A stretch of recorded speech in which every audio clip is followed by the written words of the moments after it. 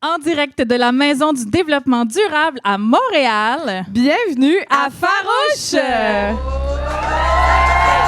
est des femmes libérées, des féministes frustrées, des mises en brisées, des mal baisées. On aime pas s'épiler, on est entêtés. Oh yeah. Un peu sauvage c'est bar, on fait ce qu'on veut de notre corps. On est farouche.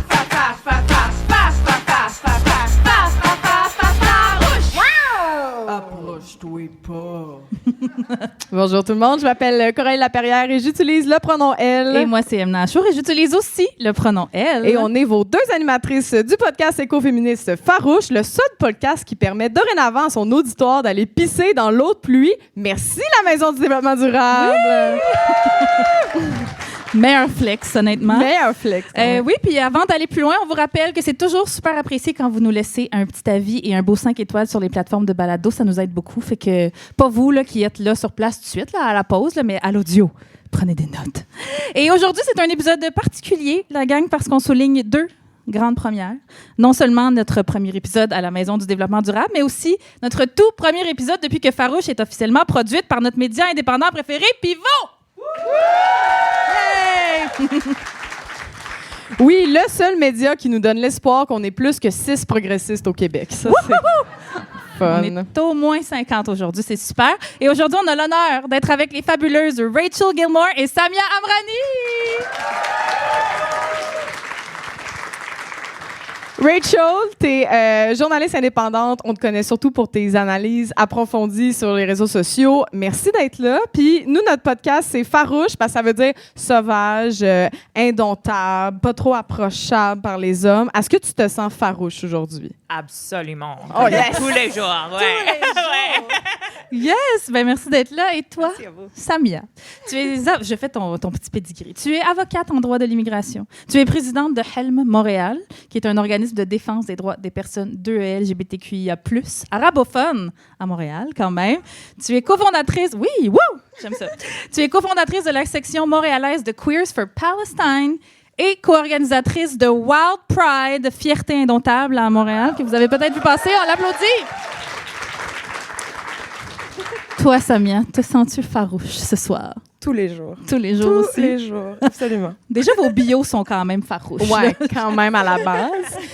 Vos jobs, c'est ça, sont très farouches. On aime beaucoup. Puis on voulait commencer par vous demander, est-ce que vous avez des exemples de comment votre féminisme se manifeste dans votre travail, de la vie de tous les jours? Vous me regardez en premier. Samia. Je pense que mon féminisme intersectionnel s'illustre dans tout ce que je fais, j'imagine, en immigration, en aidant des femmes, des personnes non-binaires, aussi des hommes, évidemment, à venir au Canada, j'imagine, pour vivre leur vie, pour pouvoir atteindre ce rêve canadien, I guess. Sinon, dans mon militantisme, c'est beaucoup la queerness, mais aussi les femmes. Donc, je pense que mon féminisme, non seulement de par mon existence, mais par ma pratique, se manifeste pas mal tout le temps. Très bien dit. Très Très bien bien dit. Oh, Ah oui, n'hésitez pas à applaudir tout le long, là. allez-y. Et Rachel? Pour moi, je rends beaucoup d'hommes fâchés. Oui! Chaque jour. That's very good. Ouais. Alors ça c'est vraiment, j'adore faire ça. Et j'adore faire, juste être féminin et être moi-même, ça le rend encore plus fâché. Alors c'est assez facile le travail, mais je le fais chaque jour. C'est ça, vous en rendez même pas compte. Non. J'adore ça. Oui, on l'applaudit. On va avoir l'occasion de s'en reparler. Merci beaucoup, la gang. Oh yeah! Ah oui, on va monter un peu le son de cette transition. On peut le refaire. On peut le refaire, mais peut au le montage, ça va tout être fait. Ça va tout être fait. Parfait. Écoutez-moi pas à l'audio. C'est un nouveau lieu, une nouvelle technique. Tout va bien. On va s'adapter. Hey! C'est maintenant l'heure du bulletin de nouvelles pour parler des moments qui ont marqué l'actualité. Et oui, on fait des jokes sur des nouvelles déprimantes. C'est notre mécanisme de défense. Oui. Et attention, le bulletin de nouvelles peut contenir des fausses informations pour le bien des blagues. Hein?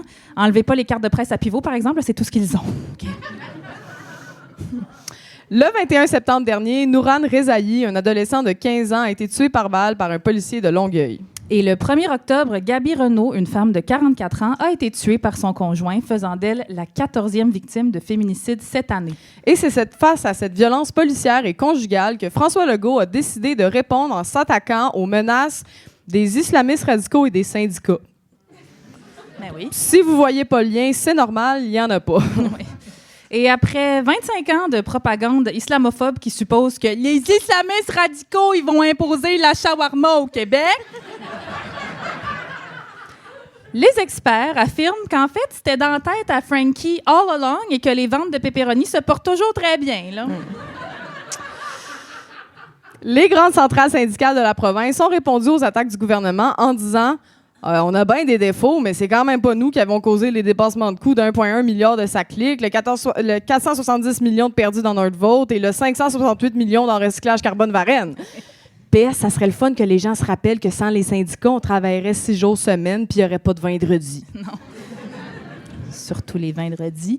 De son côté, le nouveau ministre de l'Environnement, Bernard Je pleure pour un pont Drainville, a dit que l'objectif de son mandat était de balancer l'environnement et l'économie.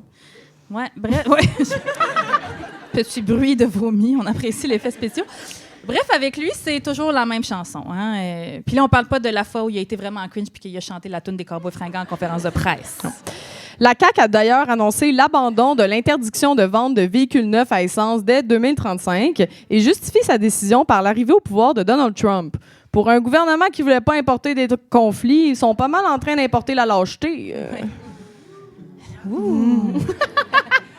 Le gouvernement a aussi annoncé la suppression du financement pour le baromètre de l'action climatique, le projet de recherche qui mesurait les perceptions et attitudes des Québécois face à la pire crise environnementale de l'histoire quand même. En 2024, le baromètre avait démontré que 82 % des Québécois reconnaissaient l'urgence d'agir, alors que l'autre 18 % a juste pas peur de mourir, visiblement. Je sais pas. Non, mais ce monde-là, ça fait des toasts dans leur bain, puis tout, là, c'est sûr. Le baromètre avait démontré qu'une majorité de la population souhaitait que le gouvernement en fasse plus pour le climat et l'adaptation au changement climatique, mais la CAQ préfère utiliser la technique trumpienne, pas de données, pas de problème. C'est brillant. Et depuis le début de l'année parlementaire, plusieurs analystes politiques de grands médias québécois parlent d'un virage à droite de la CAQ.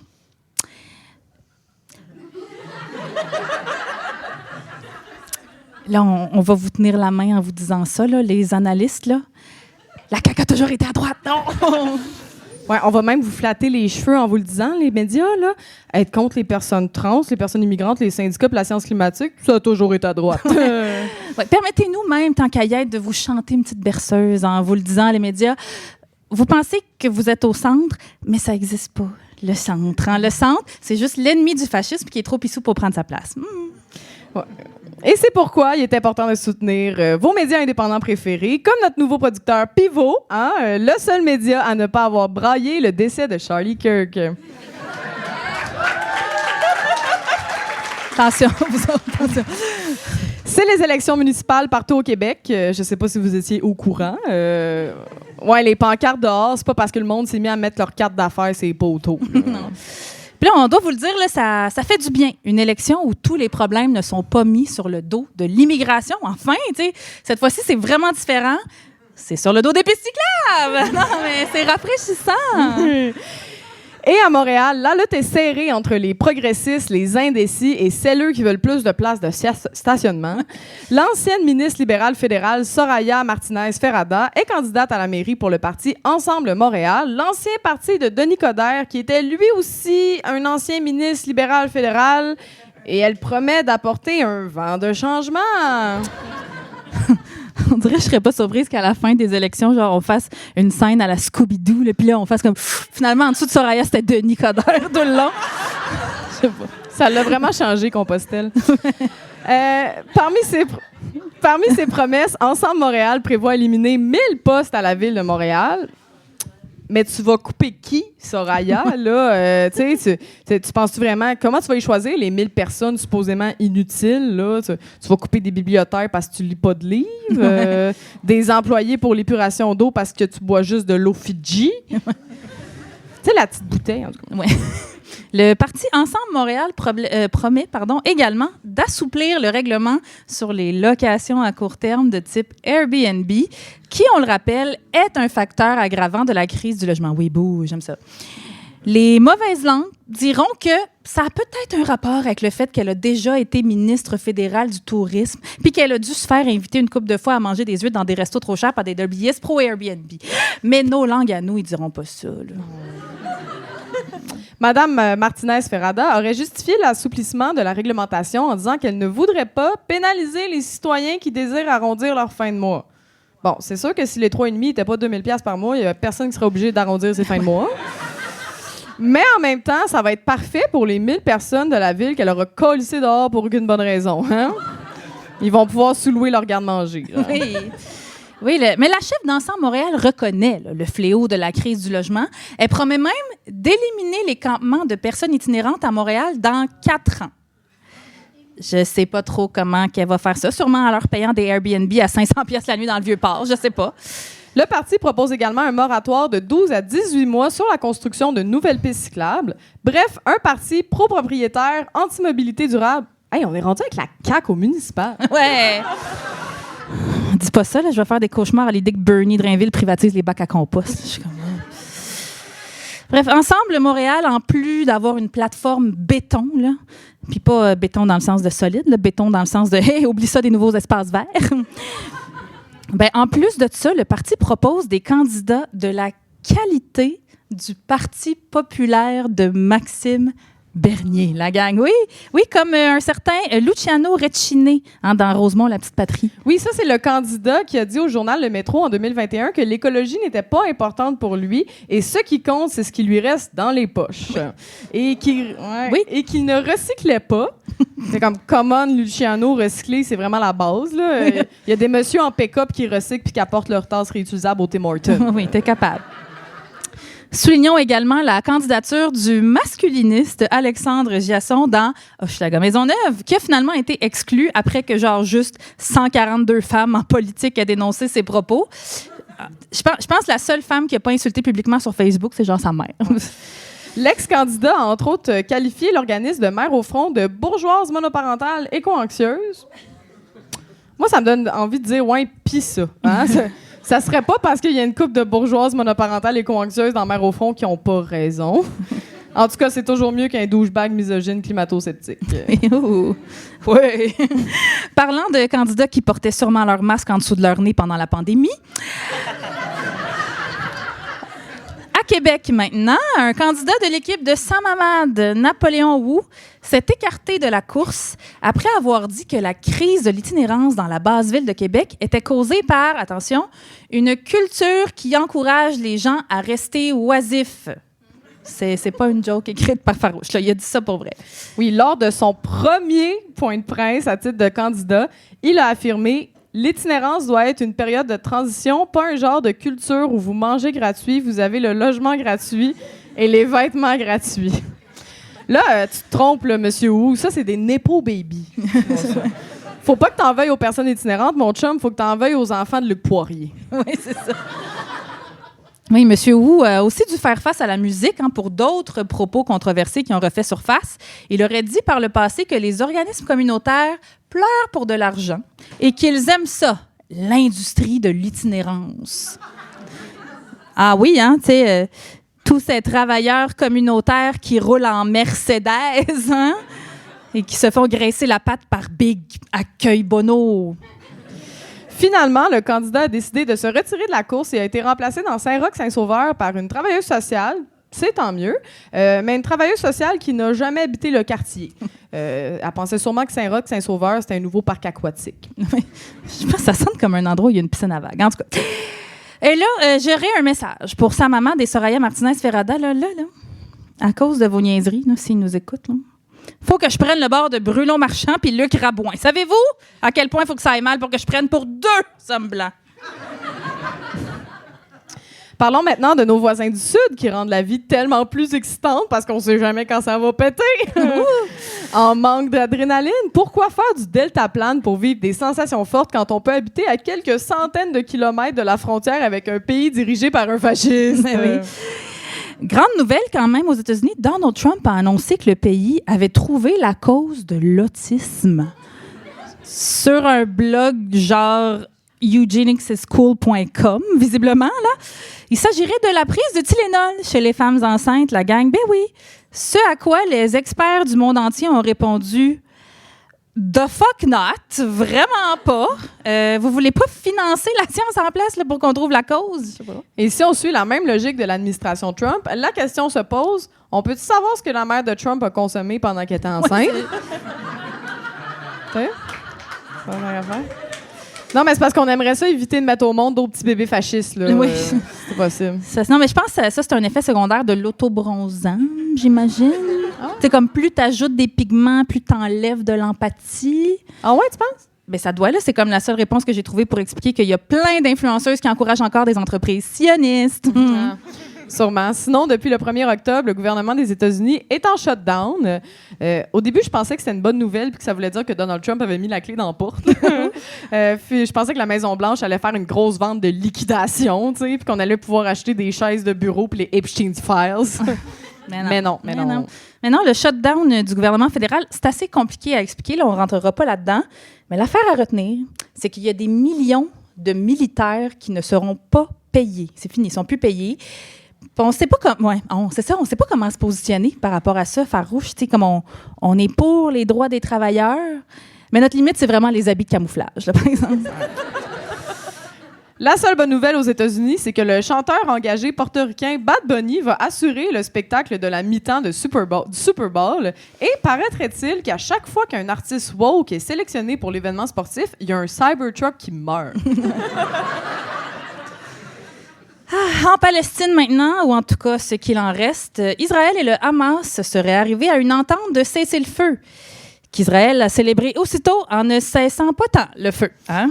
Ouais, l'entente arrive après 2 ans de génocide à Gaza et fait suite aux nombreux kidnappings des équipages des bateaux de la Global Smooth Flotilla par les forces d'occupation israéliennes. Et ce, malgré l'accompagnement initial des navires militaires de l'Espagne et de l'Italie qui ont fini par choquer solide. Ben oui, on était genre à 150 000 nautiques de Gaza, puis là, l'Espagne et l'Italie ont décidé de « on revire de bord ». Tu sais, ça, c'est comme ton ami là, qui avait promis de rejoindre la gang au karaoké après votre sortie au resto, mais qui s'est jamais pointé. Mais avec des bombes puis des connes, là. Mais tu sais, comme une Diams qui perd sa vita, violation des droits internationaux. En tout cas, même affaire. Même combat, oui. L'activiste Greta Thunberg a même affirmé avoir été torturée. Puis là, on parle pas juste de la fois où elle a dû respirer le même air que Donald Trump. Oui. Il y a l'épidémiologiste et candidate du NPD, Nima Machouf, qui a elle aussi été kidnappée puis relâchée, heureusement, par l'armée israélienne. Ce qui a poussé les médias québécois à enfin parler 2 minutes des initiatives de la flottille. Hein, c'est comme ça que ça marche au Québec. Hein. Pour qu'on s'intéresse à un enjeu, il faut que ça concerne une petite fille de chez nous. Sauf Pivot. Pivot, on n'a pas. Et le 7 octobre, plus de 80 000 étudiants étaient en grève dans la province pour soutenir la Palestine. On aimerait donc... Ouais.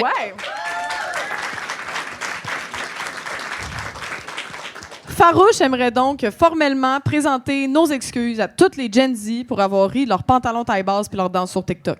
On s'excuse. Oh yeah!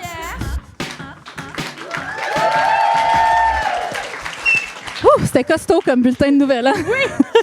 Vous écoutez toujours Farouche, le podcast écoféministe qui est comme une tasse de chocolat chaud pour l'âme des éco-anxieuses. Oui. J'aimerais ça vous tourner le micro, chers invités. Ce soir, vous, est-ce que soit vous voulez rebondir sur une des nouvelles dont on a parlé ou s'il y a-t-il une autre nouvelle en particulier qui vous a marqué? Ben, le Canada Post sont encore en grève, mais ils ont le changé un petit peu.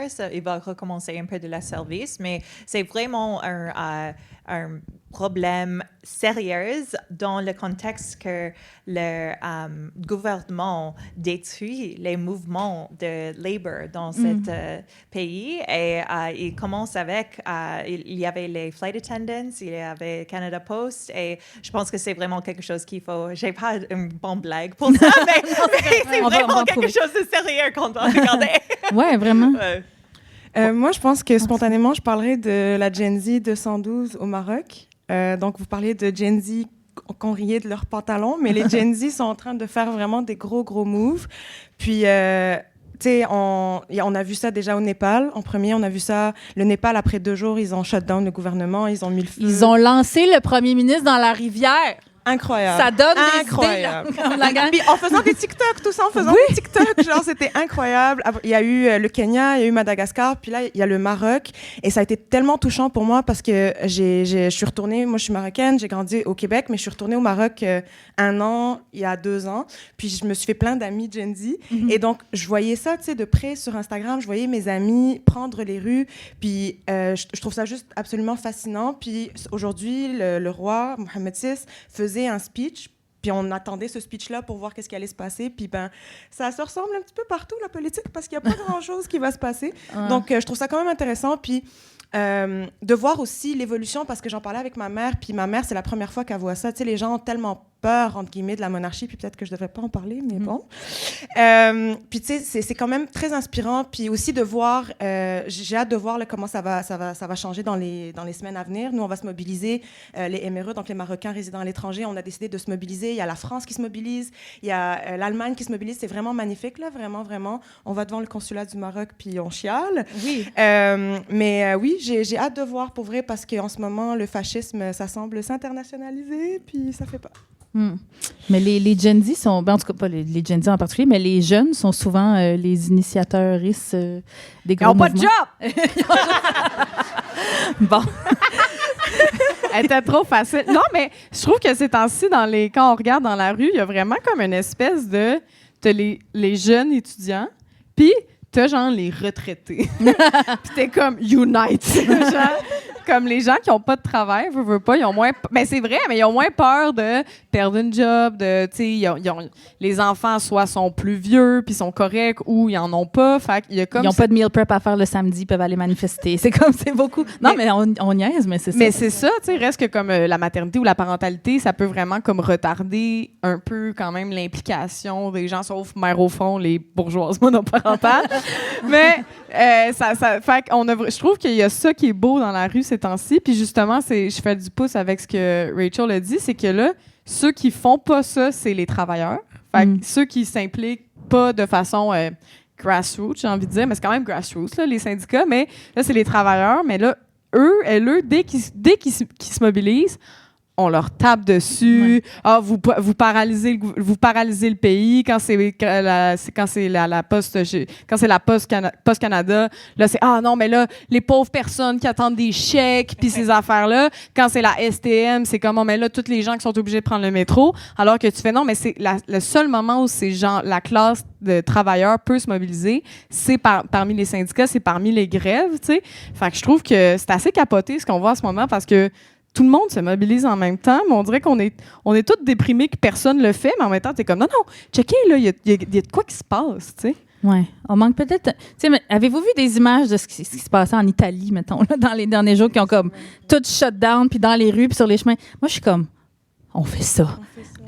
Mais comment? Tu sais, comme, est-ce qu'il faut être sur 14 group chat en même temps? Puis comme sur... Je sais pas comment faire, mais je vous encourage tout le monde à le faire. Je vais être là. Discord?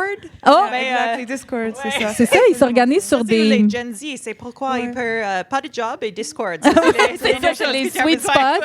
C'est les ingrédients secrets.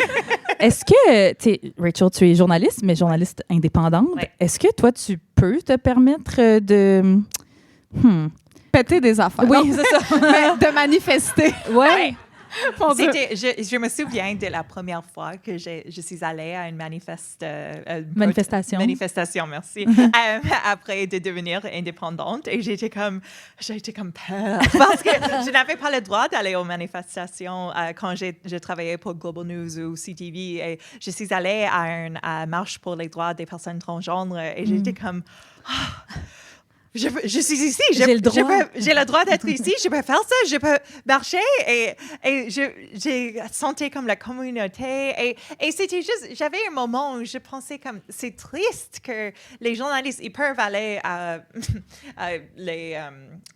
les conversations ils peuvent avoir les conversations avec les personnes du communauté hommes d'affaires et des choses comme ça, où ils peuvent avoir les opinions au sujet de le déficit et les affaires comme d'argent. Mais on ne peut pas faire une manifestation pour les droits des autres êtres humains. Ouais. Comme, c'est vraiment étrange, mais c'est vrai, c'est tellement, like, it's beaten into you. Like, La neutralité, oui, la surtout. neutralité. Ouais. Mais c'est comme, on pense que les personnes sont stupides parce que vous comprenez que je suis un humain. Comme je ne peux pas être complètement neutre. Alors, je pense que c'est vraiment mieux d'être transparent, mais en chassant cette idée de la neutralité, ils juste se conforment, se réagissent à la réaction des autres. Parce que la seule chose que tu peux vraiment obtenir, c'est la perception de la neutralité, Exact. pas la neutralité vraie. Ouh, c'est bien dit. Ouais. hein. T'es-tu en train de me dire que les points de presse du gouvernement sont pas aussi excitants qu'une manif? Mais ça dépend. Is that a challenge? Justin Trudeau qui était comme « Wouhou! » Ben, ça me fait penser, tu sais, moi, j'ai été journaliste avant d'être humoriste, journaliste sportive. Mais je travaillais dans une agence de presse en 2012 pendant la grève étudiante. Puis j'étais étudiante aussi, là. J'avais trouvé ma job avant d'avoir fini mes études. OK. Puis, brag. Fait que moi, je travaillais pendant la grève. J'avais pas le temps d'aller manifester, mais j'étais là pareil. Puis, j'étais comme, justement, j'ai pas le temps d'être là à toutes les manifs. Fait que je m'étais mis un petit carré rouge là, sur mon petit kit. Là. C'est normal. Là. J'étais journaliste au sport. Là. J'écrivais même pas d'articles pour vous donner une idée. Je traduisais des textes sur le baseball et le NASCAR. Ça va, là. J'ai pas besoin de tant de neutralité journalistique à ce moment-là. Puis, je me suis fait, au bout de, comme, pour vrai, 2-3 mois, je me suis fait rencontrer par les patrons parce qu'ils m'ont dit « Là, Emna, tu devrais pas porter ton carré rouge. » Puis j'étais comme « Mais littéralement, je ne couvre même pas ce qui se passe. Je parle juste de baseball. Comme, pourquoi vous me laissez pas tranquille? » Comme non, mais si quelqu'un rentre dans la salle de nouvelles... Personne rentrait jamais dans la salle. Si quelqu'un rentre, puis il voit ton carré rouge, puis là, de quoi ça va avoir l'air?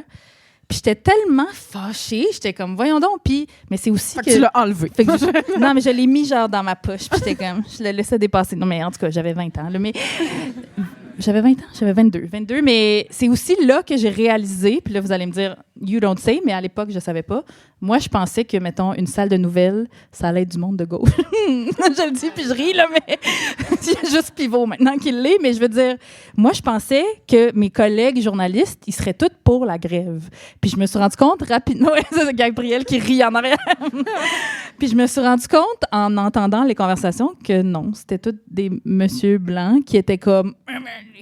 Les autres étudiants trop gâtés pour y Ils ont gâter. pas de job. Ils ont pas de job, mais c'est ça. Quand je travaillais à CTV, je me souviens d'un jour où j'ai parlé à mes autres collègues au sujet de la fait qu'on travaillait 9 heures chaque journée et seulement sont payés pour 7h30, je pense. Et c'était juste accepté. Et les autres qui travaillaient pour une autre partie de l'organisation médiatique, ils me disaient « Oh, mais tu travailles seulement 9 heures. Moi, j'ai besoin de travailler 10 heures. » Et j'étais comme un petit, like union rep. Stood up, I was like, tu ne devrais pas te fâcher avec moi. Te fâches avec les big boss, les patrons.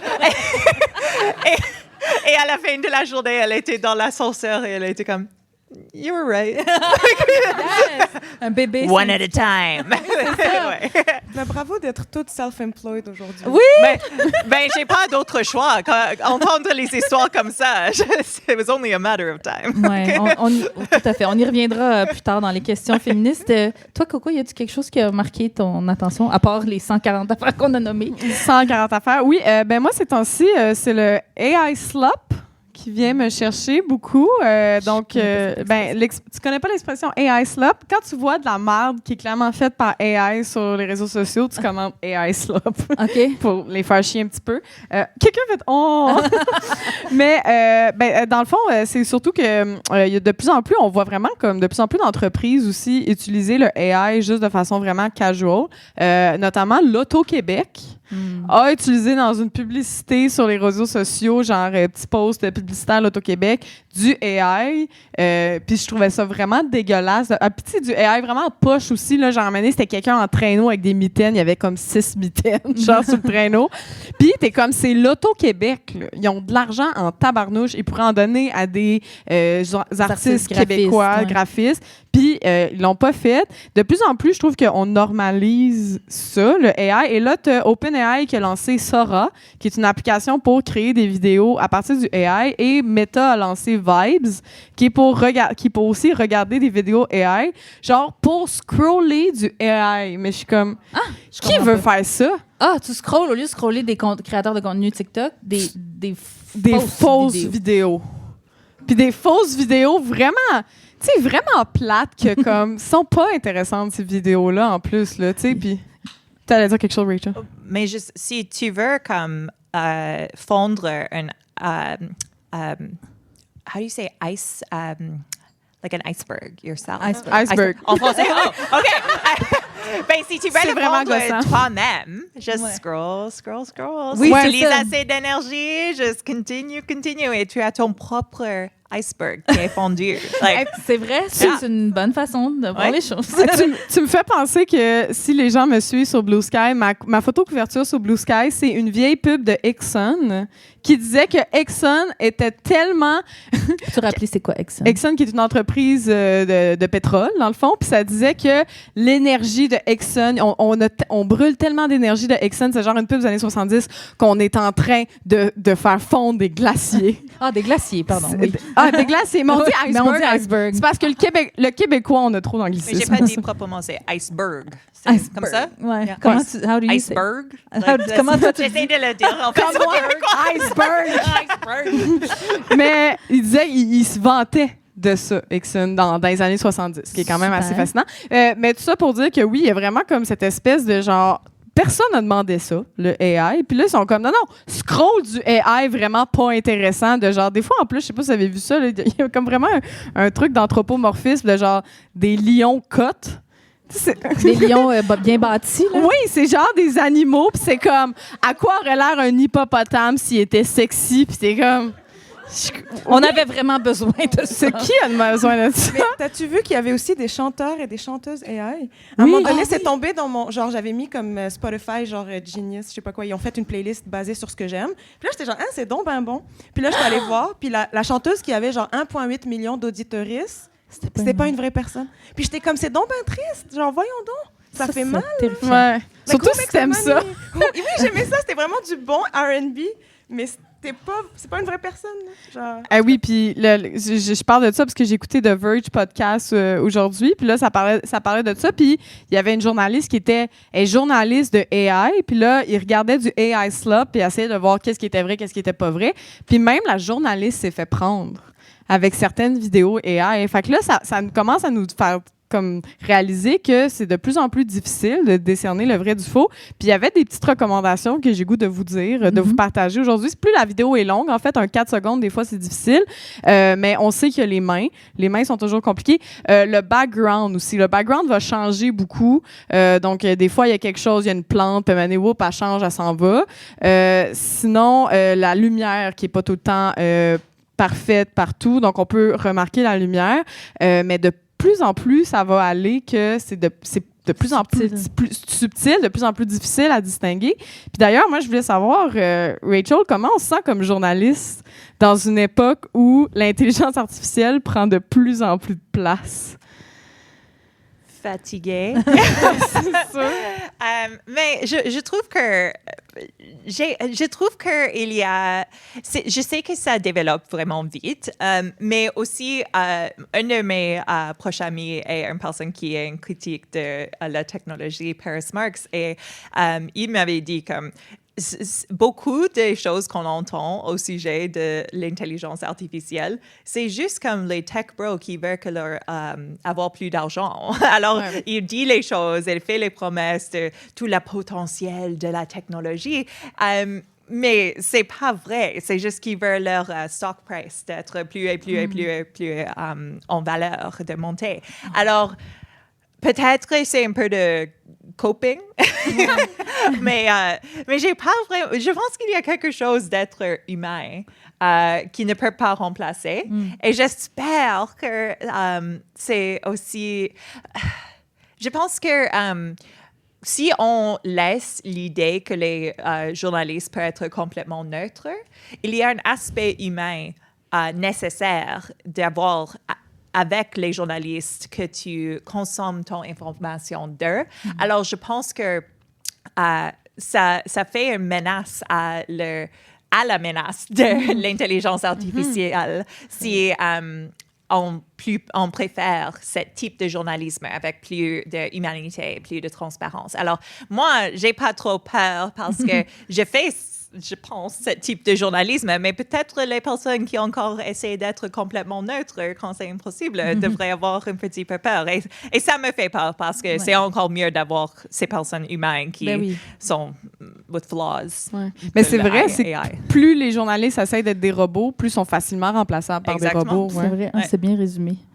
Looking at you, la presse, Radio-Canada. Mais le journal Le Métro, d'ailleurs, le journal Le Métro a annoncé qu'elle allait revenir, mais avec des articles qui allaient être générés par l'intelligence artificielle aussi.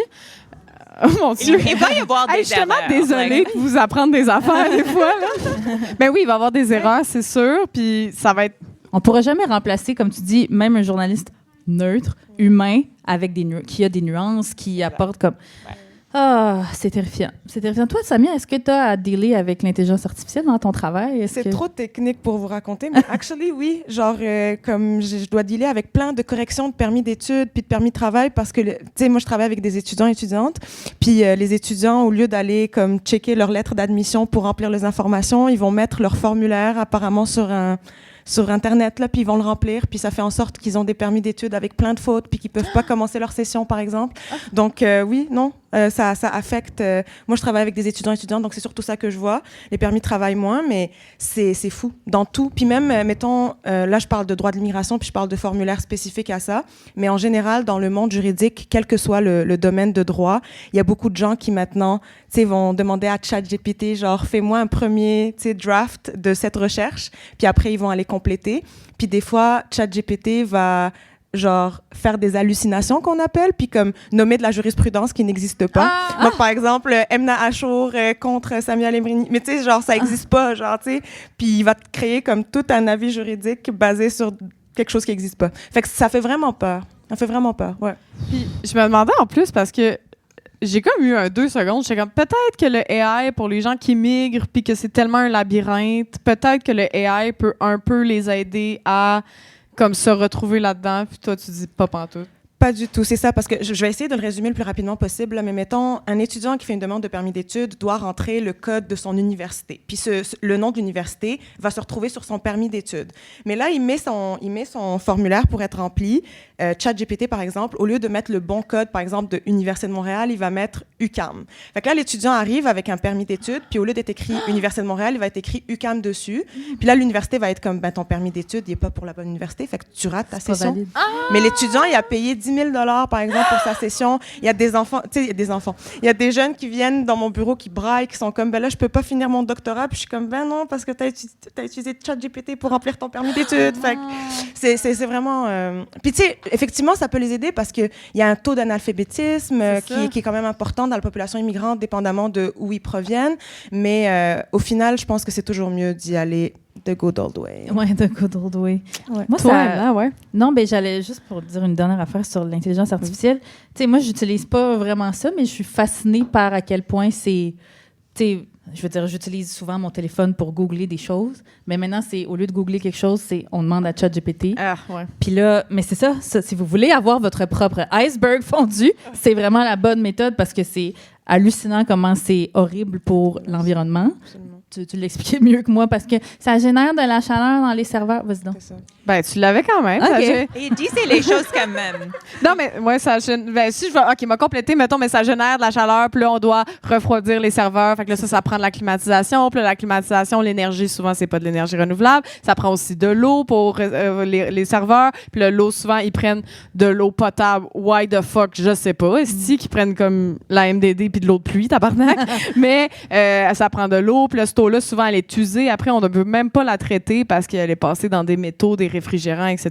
Fait que là, ça fait énormément de gaspillage. Puis ça, c'est parce que tu voulais demander si, je sais pas, Winners est ouvert aujourd'hui. Tu sais, genre, c'est comme... Mais Rachel, oui, tu l'as. Oh, je voulais juste dire comme et c'est pas correct comme dans les manières vraiment drôles des fois comme il y avait le Google AI Overview qui disait à les personnes de manger un petit roche par jour pour votre santé. Et c'était d'un article de The Onion. Alors, et ça a pris ça. Et quand une personne a dit, combien de roches devrais-je manger par jour? Et ça a dit, juste un petit. OK, parce que The Onion fait des fausses nouvelles satiriques dans lesquelles il a dit il fallait manger une roche. Puis là, vu que le AI fait juste scanner l'Internet, quand tu voulais demander combien de roches je devrais manger par jour, ça sortait des onions. Ça, c'est très méta.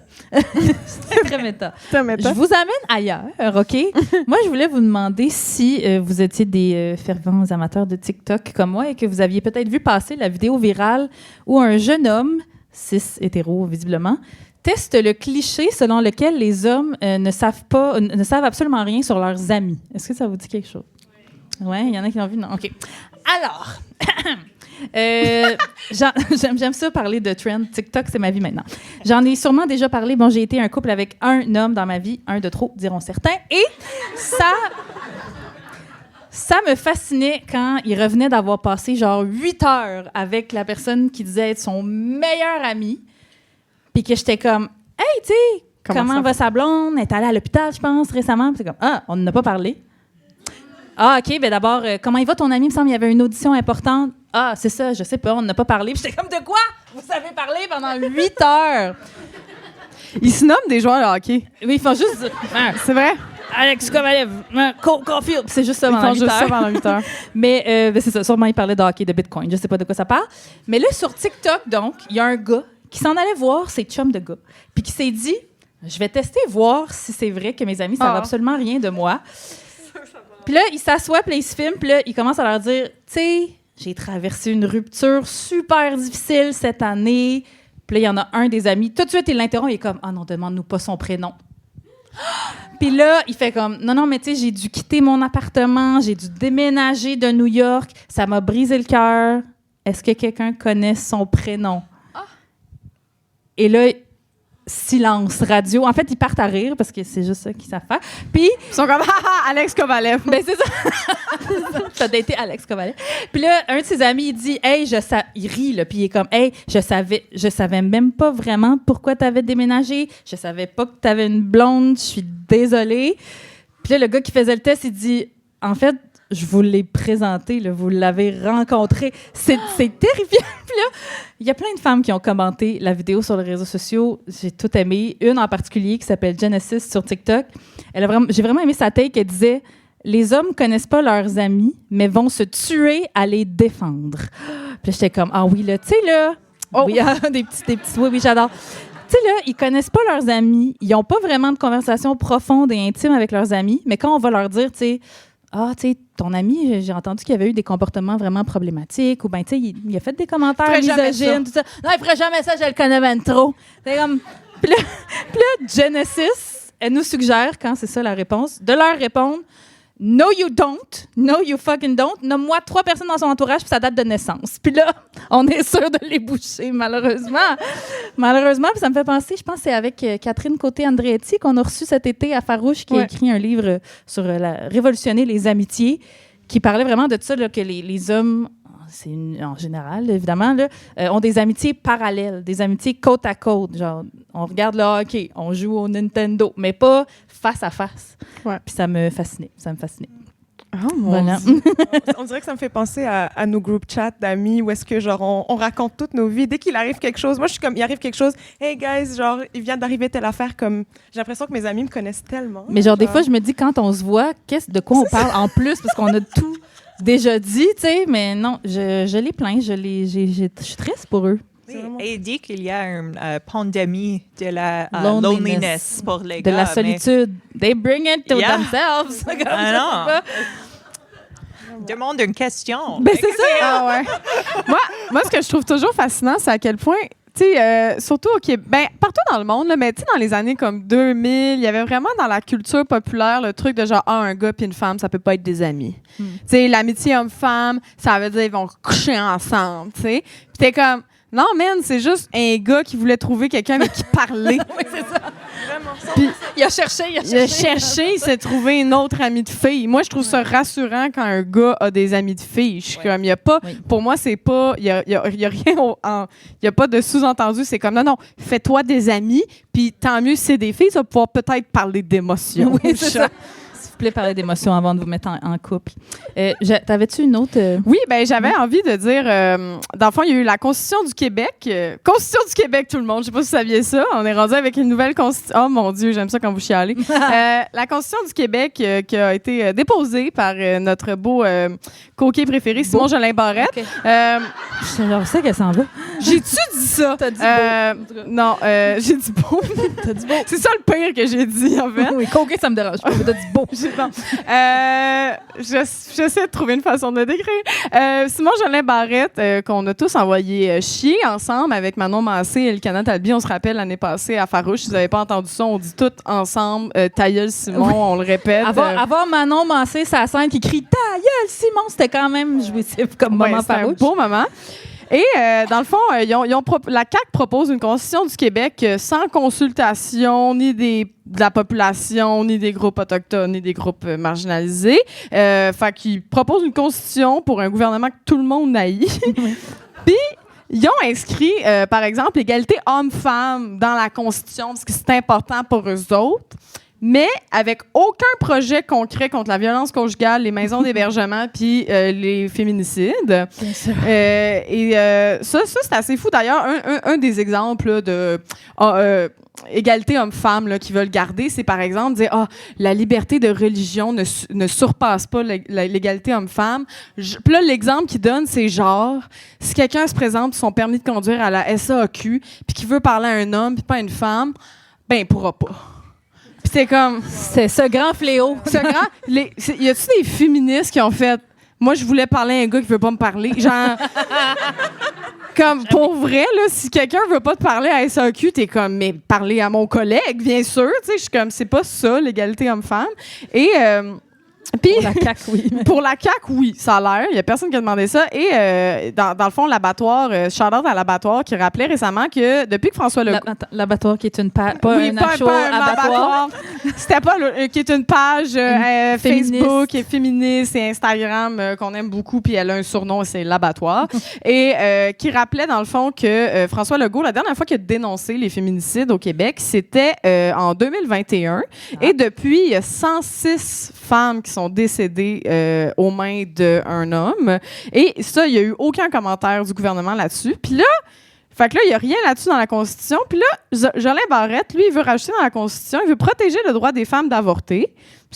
On a l'air de te faire « Ah, c'est noble », mais les experts s'entendent pour dire qu'on ne veut pas de loi, dans le fond, parce que ça peut ouvrir des débats juridiques. Puis, ce qu'on a en ce moment, c'est suffisant pour protéger le droit de l'avortement.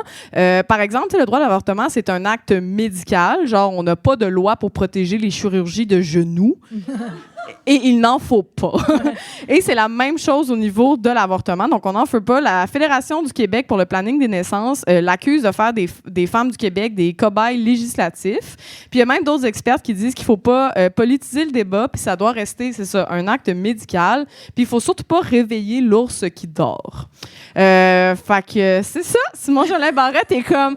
Non, moi, ça me fait vraiment... C'est comme, non, moi, je sais ce que vous avez besoin, les femmes. M'a le faire avec. Puis le barreau du Québec lui a dit déjà que c'était dangereux. Fait que je suis comme, c'est pas un avocat, lui, Chris. Comme... C'est vraiment gênant de l'avoir comme confrère, pour vrai, parce que, genre, tout ce qu'il fait, je suis comme, voyons donc, c'est ridicule. Puis je me demande, vous parlez de, genre, François Legault, puis tout, puis je me demande, genre, honnêtement, est-ce qu'ils savent c'est quoi le concept d'intersectionnalité? Mais non. Je pense mais que non, si je je leur pas. disais intersectionnel, ils sauraient même pas de quoi. Non, mais je pense qu'ils pensent que c'est un sofa sectionnel. Ben, c'est ça. Je pense que oui. Je pense que oui. Je pense que oui. Puis ils aiment pas ça, les sofas sectionnels. Non, clairement. Ils aiment pas ça. Ah oui, bon, ben, CAQ is gonna CAQ, hein, comme d'habitude. OK, je vous amène une dernière fois ailleurs. Je pense que c'est la dernière petite nouvelle qu'on pourrait parler. Est-ce que vous avez vu passer le Festival d'humour de Riyad en Arabie Saoudite? Ils nous ont pas invités. Non, je me demande pourquoi. on dirait que ça a comme spark un questionnement pour moi sur la responsabilité qu'on a comme personnage public, comme humoriste, qui a une tribune. Dans le fond, c'est un festival d'humour qui vient de se terminer où il y a eu vraiment des gros noms, genre Dave Chappelle, Louis C.K. En date, ça se passe super bien. Pete Davidson, Kevin Hart, Russell Peters, Sugar Sammy, pour nommer quelqu'un de bien de chez nous, qui est allé. Puis là, bien évidemment, il y a l'organisme Human Rights Watch qui a affirmé il y a à peu près une semaine que l'État saoudien utilisait cette plateforme-là pour détourner l'attention de qu'est-ce qui se passe, la répression brutale du régime qui est en place. Puis là, ils ont essayé de communiquer avec les humoristes pour leur dire, bien, si vous acceptez d'y aller, au moins pouvez-vous dénoncer les abus puis appeler à la libération des militants détenus. Je pense qu'ils ne comprennent pas comment ça fonctionne. Des humoristes et aussi, si tu dis ça... Je sais pas qu'est-ce qui t'arrive, mais je veux pas le savoir.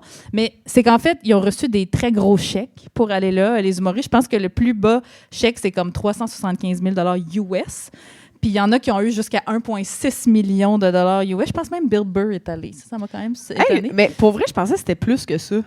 Ben, c'était quand même beaucoup de bidous. Ouais, mais c'est du monde déjà millionnaire. Ben non, je sais bien. Mais là, il y a... je sais pas pourquoi c'est juste un petit cache-down d'une maison. Ben, c'est ça, mais Tim Dillon, que je connais pas, là, je sais pas c'est qui, mais c'est un humoriste très connu aux États-Unis, semble-t-il. Dans son podcast... pas vrai, j'ai fucké mon algorithme à vie là, en commençant ça. OK, je veux juste vous donner un exemple, OK? S'il te plaît, coupez pas cet extrait-là hors contexte, OK? Mais il commence son podcast, il fait ça. Puis là, il imite genre un appel à la prière. Puis j'étais comme, oh non, non, non, non, non, non, non, non, non. Fait qu'il commence comme ça. Et il raconte que, lui, dans son podcast, il se justifie pendant 20 minutes sur, genre, get a life, j'ai le droit d'aller là si je veux. Il dit, they're paying me enough to look the other way. OK? Oui. Puis il dit, est-ce que, genre, j'ai des problèmes avec leur... de qu'est-ce qu'ils font par rapport aux femmes, par rapport aux personnes LGBTQ, tout ça, par rapport à la liberté d'expression? Bien sûr. Mais I believe in my own financial well-being too. Oh, that's crazy. Bon, ce qui est drôle-ish, c'est qu'il a quand même été écarté parce qu'il y a des affaires dans ce podcast-là qui n'avaient pas le droit. Fait que Riyad a fait « Nope! No, 375 000 $ for you! » Mais ouais. Puis là, mettons, il disait, là, les gens sont comme, moi, j'aurais jamais accepté à ta place ça. Well, they didn't invite you. Toi, Coralie, c'est quoi ton prix? Non, c'est vrai. Non, mais on a, Chris, mais c'est ça, déjà, ils sont déjà millionnaires, ceux qui sont approchés par ça. Fait que t'as pas besoin, techniquement, de cet argent-là. Mais en plus, mettons, là, toi puis moi, là, des artistes indépendants de Montréal, là, en crise du logement. Mettons, là, qui arriverait avec 375 000 $ puis tu vas faire un show à Riyad, puis tu n'as juste pas le droit de parler de politique. Je veux juste le dire, ça me fait rire. J'ai juste pas le stock. Là. Non, mais c'est ça. De quoi on parlerait? Je serais juste là sur la scène pendant 1 heure. Hey, les hommes, c'est pas pareil, les femmes. Qu'est-ce qu'on dirait? Je sais pas. Mais comme la responsabilité... Mais moi, ça me tue, parce qu'on en parle à toutes les fois, Coralie puis moi. On a une responsabilité comme artiste de... Là, vous le voyez, là, on peut pas cacher nos allégeances là, aujourd'hui. Surtout avec Donald Trump qui est habillé en drag queen ici. Oui, c'est ça. Je sais pas si vous l'aviez vu. C'est du fan art. On aime ça. Pour les gens à l'audio, on a donc un Donald Trump en drag queen et plein de couffiers partout dans la salle. Je sais même pas... Je pourrais même pas répondre à la question « As-tu un prix? » Parce que ça serait...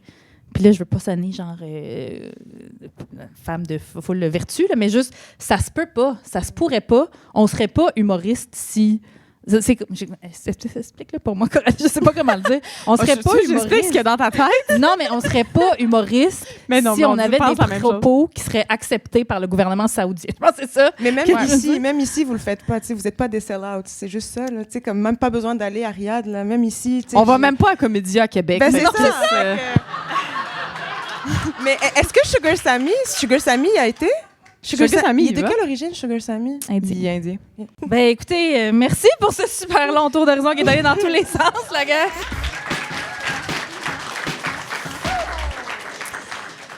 C'est là-dessus que se termine la première partie donc de Farouche. C'est maintenant le moment de l'entracte, la gang. Oui, allez faire un petit pipi, commander quelque chose à boire, allez prendre l'air. Allez pas au sex shop en face, par contre, parce qu'on a un code promo pour Eros et compagnie après l'entracte. Fait que, allez-y pas. À tantôt! On se revoit. Attends.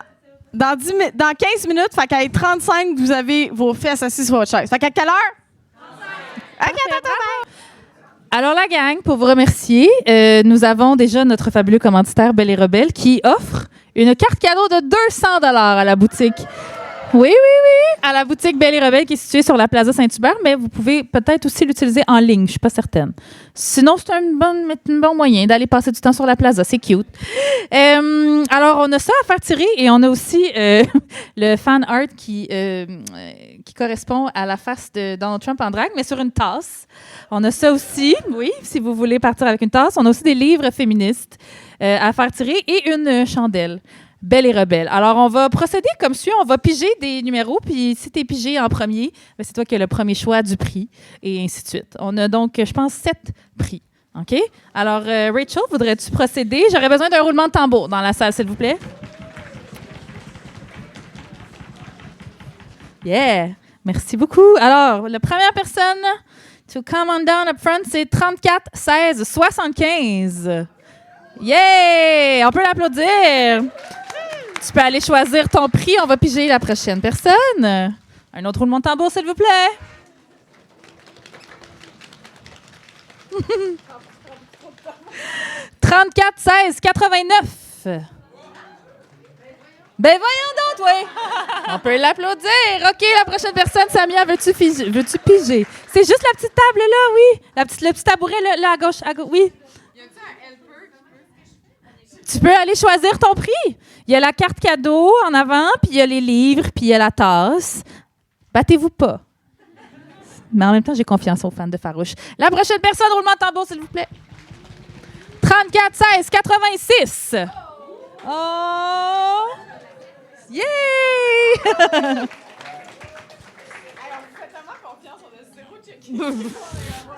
Non, mais t'imagines? Je sais pas. La personne est comme, oui, c'est moi, puis c'est pas du tout elle. Je sais pas. OK, un autre roulement de tambour pour la 4e personne gagnante, c'est 34 17 01. Oui! On vous fait confiance pour garder l'ordre, n'est-ce pas? Parce que je sais plus c'était qui. Mais on a confiance. On a confiance. OK, un avant-dernier, je pense. On est rendu à combien? Là, j'en ai pigé 4. C'est juste la lampe qu'on tire pas. Oui, c'est ça, on tire pas la lampe. À toi l'honneur, Rachel. Merci beaucoup. Roulement de tambour pour le numéro 5, s'il vous plaît. 34 16 82. Oh yeah! Bonne chance, Francis. T'as le droit d'y aller avec ta copine si tu trouves. Elle veut pas. Elle est trop gênée. Un autre petit roulement de tambour, s'il vous plaît. 34 16 92. J'ai adoré le petit cri de joie. Je sais pas c'est qui, mais bravo. La tasse de Donald Trump. Il reste combien de personnes à piger? Une seule personne à piger. Vas-y donc, Samia. Dernier roulement de tambour, donnez tout ce qui vous reste. 34 16 76. Piqué Souban. Je m'excuse. Ça remonte des fois. 76 une fois? 60... Oui, tu es là, bravo! Est-ce qu'on peut applaudir encore une fois notre commanditaire Belle et Rebelle pour le beau cadeau? Et notre fan art et tout le monde. Tu veux-tu dire autre chose? Il n'est pas allumé. OK. On va recommencer ça. On est prêt? Oui, serre-nous. Oui, on va faire la petite clap gab dès que tout le monde va être prêt. Pardon. Oui, Je faisais pas de... Il n'y avait pas de jingle au début de la deuxième partie. On dirait que ça fait trop longtemps. Je me rappelle pas. Merci. Ben, juste de même, là. Non, c'est ça, il n'y en a pas. On vous rappelle de prendre des petites stories Instagram puis de nous taguer Farouche Podcast. Vous pouvez gagner un autre prix, des billets pour le mois prochain. Fais juste dire ça de même. Les d'autres, faites-nous signe, mais je ne vais pas le mettre sur la table pour les futurs commanditaires. Parce qu'ils ne nous payent pas. Ils ne nous payent pas. Mais c'est un beau cadeau de Samia. On remercie Samia. Attends, là, on va se remettre. T'es-tu bien placé? T'as le petit sac. T'as-tu ton petit loup? Tu veux-tu déballer cette chose? Parce que je pense qu'il est dans du plastique et ça ne sera pas super visuel. C'est vraiment bon. Oui. Ben, faut pas que je le vois. Oui, Gab, dans ses temps libres, est présentatrice de jouets érotiques. Non, c'est vrai. Elle a juste beaucoup de podcasts. Non, faut pas que tu... Oui, dis-nous pas c'est quoi. Non, mais juste le plastoc, là. Oui, il faut pas que Coralie ferme les yeux. Parce que Coralie va essayer de deviner. Oui, c'est ça. Fais juste enlever le plastique puis remets-le. Tu peux le remettre dans le sac. Mais non, il n'y a pas de souci. Le concept, c'est qu'on déballe.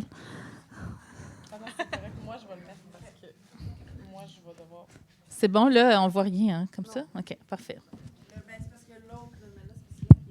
Non, mais l'autre, c'est juste un nettoyant. Il le donne à tout le monde parce qu'ils savent qu'on y touche. Non, c'est correct. Oui, Ah, oui, la description, oui. Oui, caché. C'est qui l'a fait, la description? C'est moi. C'est toi. Parfait. Il est là? Non, il y en a déjà un. Nos deux commanditaires sont en dessous. En dessous du banc. Bon, On va y arriver. OK. Hi.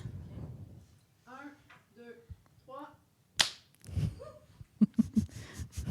Ah, on peut repartir sur des applaudissements, ça serait le fun. Ouais. C'est toi qui parles ça. Vous êtes toujours à l'antenne de Farouche, le podcast avec les meilleurs auditoristes au monde! Dans ta face, Cube Radio. Yeah! Bon, la gang, le monde est à feu et à sang, mais heureusement, il y a toujours moyen, je peux pas croire que je vais dire ça devant mes parents, de retrouver un peu de douceur et de bonheur dans la couchette grâce à notre commanditaire Eros et compagnie. On a comme d'habitude ce soir un jouet, un accessoire, un super quotient gracieusement envoyé par nos amis de chez Eros et compagnie à deviner parce que c'est important de valoriser une sexualité positive, consentante et un peu funky quand ça nous tente. Donc, Coralie, je suis très heureuse que ce soit toi qui fasses ça aujourd'hui. Tu vas te fermer les yeux pour pas smotch ton maquillage et tenter de deviner au toucher quel est le jouet du jour et à quoi il sert en nous faisant un beau petit play-by-play de la situation en détail pour les gens qui nous écoutent seulement à l'audio. On salue ta famille qui est dans la salle aussi. Coco? Oui. C'est un très bon moment pour Eros et compagnie. Oui, la mienne aussi est là, mais je pense que c'est culturellement un peu plus chargé que la mienne soit là. J'ai envie de dire, la gang, vous aviez envie d'immigrer au Québec. C'est ça. C'est ça. C'est ça. OK, on part. Ah non, il y a un autre plastique. Ah, il y a bien du... non. Oh, hein? OK. C'est une boîte à bijoux. Non. C'est... Quelle forme? C'est rond. Là, je vais ouvrir le plastique. Je pense pas que le plastique fasse partie du... no king shaming si le plastique fait partie de vos jouets. Ouh. T'as-tu besoin de... OK, non, Non, je l'ai. C'est vraiment... Ça a l'air... Tu sais, comme la gomme ballon, comme un ruban, là. Ça a l'air de ça. Oh, mais là, ça s'ouvre. Ouh, ça s'ouvre. OK. Oh là là! Oh! Hey, ça, c'est le fun quand les parents sont dans la salle. Ça n'a pas l'air vulgaire Coralie? du tout. Ça a l'air... ça a quelle forme? Ça a une forme ronde, de demi-lune, je pense. C'est une petite demi-lune qu'on se met dans l'anus. Ah, t'as décidé ça, toi? Non, ben, écoute, je sais pas. On va le partir. On va faire du petit ASMR. Il est-tu chargé? Hey, ça Non, fait mais tellement d'habitude, longtemps. Non! Oui, attention. Alors, petit ASMR pour les gens qui nous écoutent à l'audio. Ouf! C'est une bonne vibration quand même. Ah, mon Dieu. OK. Oh là là. OK. Ben, écoutez, ça a l'air d'une affaire qu'on se met sur la vulve, n'est-ce pas? Avec une petite lampe. Oh! Hey, excusez, c'est parce que... Oh là là! OK, excusez, oui, je viens de OK. voir. Donc... Non, mais... Donc, c'est un jouet pour clito et vagin. Oui! Oui, tu peux ouvrir tes yeux, Coralie, et faire une description encore plus précise. Bon, essaye de le montrer aux gens qui sont dans la foule. On voit-tu? Attends. C'est parce que ça bouge, là. Alors, je vais lire la description. C'est le jouet Le Secret. Oh Alors, my God. on l'avoue, c'est notre secret le moins bien gardé. Il s'agit d'ouvrir l'étui pour y découvrir un jouet surprenant, mais aussi très intense. Une partie s'insère au niveau vaginal pour stimuler le point G, et l'autre est une langue qui fera des va-et-vient au niveau du clitoris. Bonne découverte, la gang! Oui! Et n'oubliez pas d'utiliser le code promo Farouche15 pour votre magasinage coquin au Eros et compagnie, la gang! Oh yeah! Oh, shit! Fouf! J'ai des sueurs froides. Oh mon Dieu! Hey, c'était pas gênant pas tout devant toute la famille. OK! On est toujours en compagnie de Samia Amrani et Rachel Gilmore et on est rendu au segment entrevue de plus en profondeur pour apprendre à connaître encore plus la farouche qui sommeille en vous. Oui, vous pouvez enlever les... Oui, on se met lousse, là. Enlevez les pieds de micro de devant vous, là. Prenez les micros dans vos mains. Alors, les journalistes qui parlent d'enjeux féministes, là, antiracistes, pro-2 et LGBTQIA+, sont souvent étiquetés militantes, hein, ce fameux mot « militante », alors que les journalistes de droite ne se font pas dire qu'ils sont fascistes, mettons. Toi, Rachel, est-ce que tu es tannée de cette étiquette-là dès que tu vas parler de quelque chose d'un peu progressiste? Je ne pense pas trop au sujet de ça parce que si ça m'affectait, comme ça serait la seule chose que je pensais au sujet de, parce que c'est constamment. Ouais. Alors, pour moi, je juste le trouve drôle. Comme quand il dit ça, quand les personnes me lancent de l'haine ou me mettent dans une boîte à cause de le type de choses que je couvre, je les juge. Parce que comme tu penses pas que les gars, les hommes qui font le reportage économique ne sont pas aussi comme dans une petite boîte, like, you know, it's just, alors il y a tellement de stéréotypes et de façons de catégoriser les journalistes qui montrent un manque de pensée critique. Alors, oui, quand les personnes font ça, moi, c'est comme, you're not listening anyway. C'est comme, toi, qu'est-ce que tu penses? Ouais, toi, t'es pas militant dans ta façon de penser aussi, là, ouais. Puis toi, Samia, en tant que, en plus, avocate, est-ce que avocate et militante, ça commence à... Ça te nuit dessus? Ouais. Oui. Non, mais tu sais, moi déjà militante, quand on me dit que je suis militante, je dis que c'est un flex, là, dans le sens, oui, effectivement, je veux dire, c'est pas péjoratif pour moi, au contraire. C'est sûr que c'est difficile parce que moi, j'ai pas la chance encore, peut-être éventuellement, d'être self-employed. Donc, je suis pas tu sais, j'ai un employeur, donc il faut que je fasse attention. Puis aussi, avec le barreau, là. Puis, j'en ai fait tu sais, je l'ai expérimenté récemment, où est-ce que justement mon double chapeau d'avocate et de militante a été utilisé par des fachos qui ont comme pris d'assaut mes réseaux sociaux, puis qui m'ont doxé après que je vais l'introduire si ça vous va. J'ai commenté le décès de Charlie Kirk, puis il y a des gens qui m'ont doxé, puis il y a des centaines de personnes qui ont tagué mon employeur, puis le barreau du Québec, puis j'ai failli perdre ma licence, là. Donc, heureusement, il y a une jurisprudence qui est sortie cette année qui dit que tant que je ne signe pas Samia, tu sais, avocate, j'ai le droit de m'exprimer. Thank God, quand même. Tu sais, on est encore, liberté d'expression existe encore, apparemment. Parce que toi, c'était une story. C'est une story que j'ai repostée, exactement. C'est un contenu que j'ai juste reposté. Puis il y a quelqu'un qui a fait un screenshot, puis qui l'a en fait envoyé, ou tu sais, je sais pas, à un compte d'extrême droite qui s'appelle Leviathan, qui ont comme 30 000 followers sur X, sur Twitter.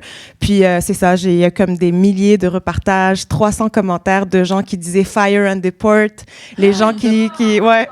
Puis les gens qui taguaient le FBI, le barreau du Québec, puis mon employeur. Ouais. FBI, barreau du Québec, qui travaillent très souvent ensemble. Oui, exactement.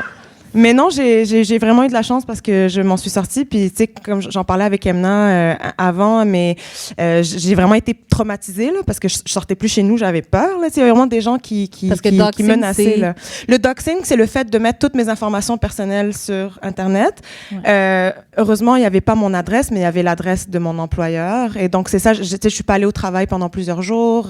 Le barreau m'a contactée, tu sais, puis j'ai été... je suis vraiment contente, mais j'ai été... Tu sais, c'est ça, vu qu'il y a la jurisprudence, ils m'ont laissé tranquille, mais ça aurait pu être différent, là. Donc, oui, c'est difficile comme chapeau à porter, mais tu sais, je vais pas me taire. Ça va pas me museler, je vais continuer de militer parce que, tu sais, mon emploi, c'est ce qui me permet de payer mon loyer, mais ma personne, c'est tout le reste.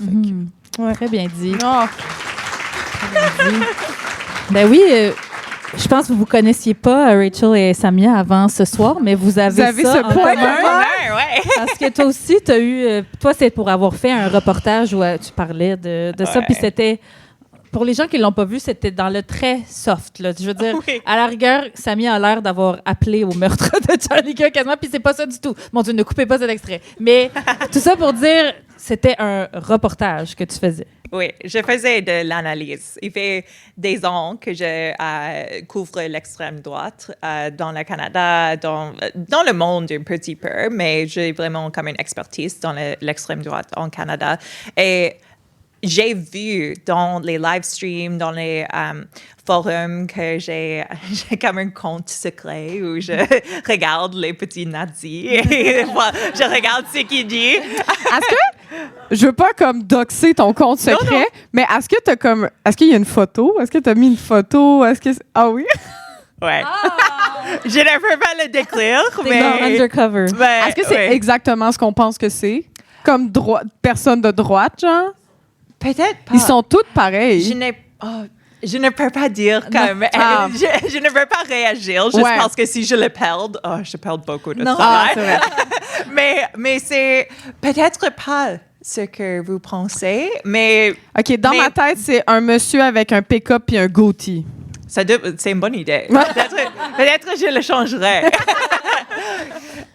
Mais non, j'ai fait ce type de reportage et j'ai vu comment ces gens parlent entre eux et je sais qu'ils comme s'agissent pour la violence. Ils vraiment, il dit toujours dans nos live streams, il parle de quelque chose qui vient, d'une menace pour les hommes blancs et c'est vraiment comme il fait de cosplay. Like, il veut comme il veut vivre leur vie de Braveheart ou quelque chose comme ça. Alors, il comme construit une réalité où ils sont les victimes. C'est vraiment, comme il dit toujours, oh, tu parles de victimes, mais c'est eux qui vraiment veulent, like, badly être ça.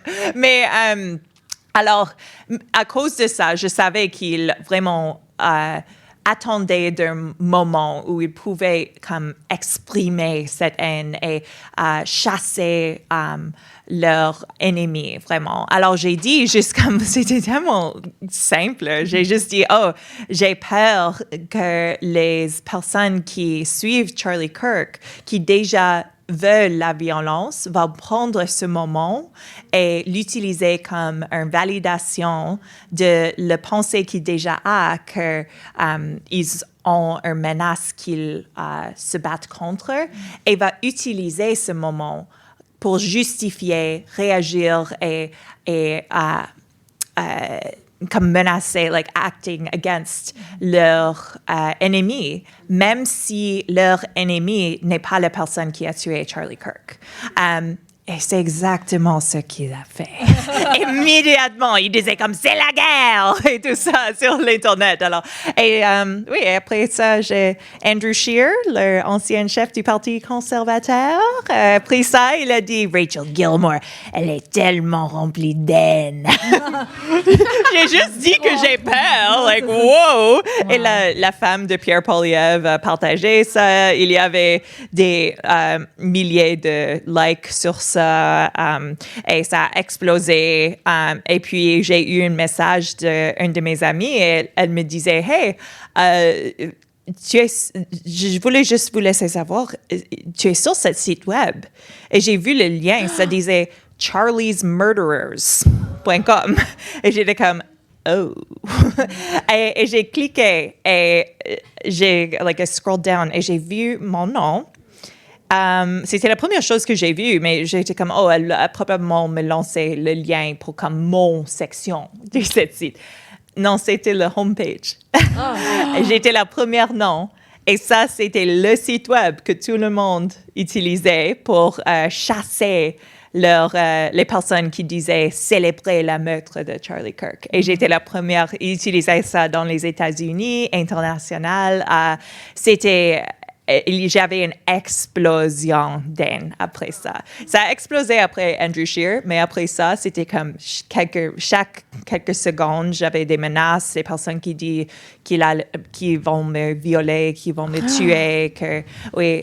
Ils disaient, on sait où tu vis, enjoy walking the streets of Montreal. Comme, je ne cache pas le fait que je vis en Montréal, alors j'étais comme, you don't really know. Mais c'était aussi comme, you don't really know.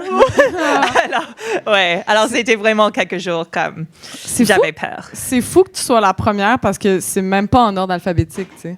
Non, exactement. C'est ça que Rachel Gilmore. Non, ben, j'essaie de détendre l'atmosphère. Est-ce qu'ils savent leur alphabet? Comment? Maybe not. Probably not. Ah oui, mais c'est... Ils sont vite sur l'achat de domaine, hein, quand même. Ils ont vraiment fait genre, OK, Charlie's Murderers, t'imagines, ça aurait été pris, il aurait fait, ah, shit. Mon petite théorie, c'est que c'est un homme canadien qui a fait le site web. Ben oui, pour te connaître. Oui, parce que la première personne qui a partagé ce lien, il a aussi deleted le post après que les personnes ont réalisé qu'il était le premier. Et ça, c'est un autre comme...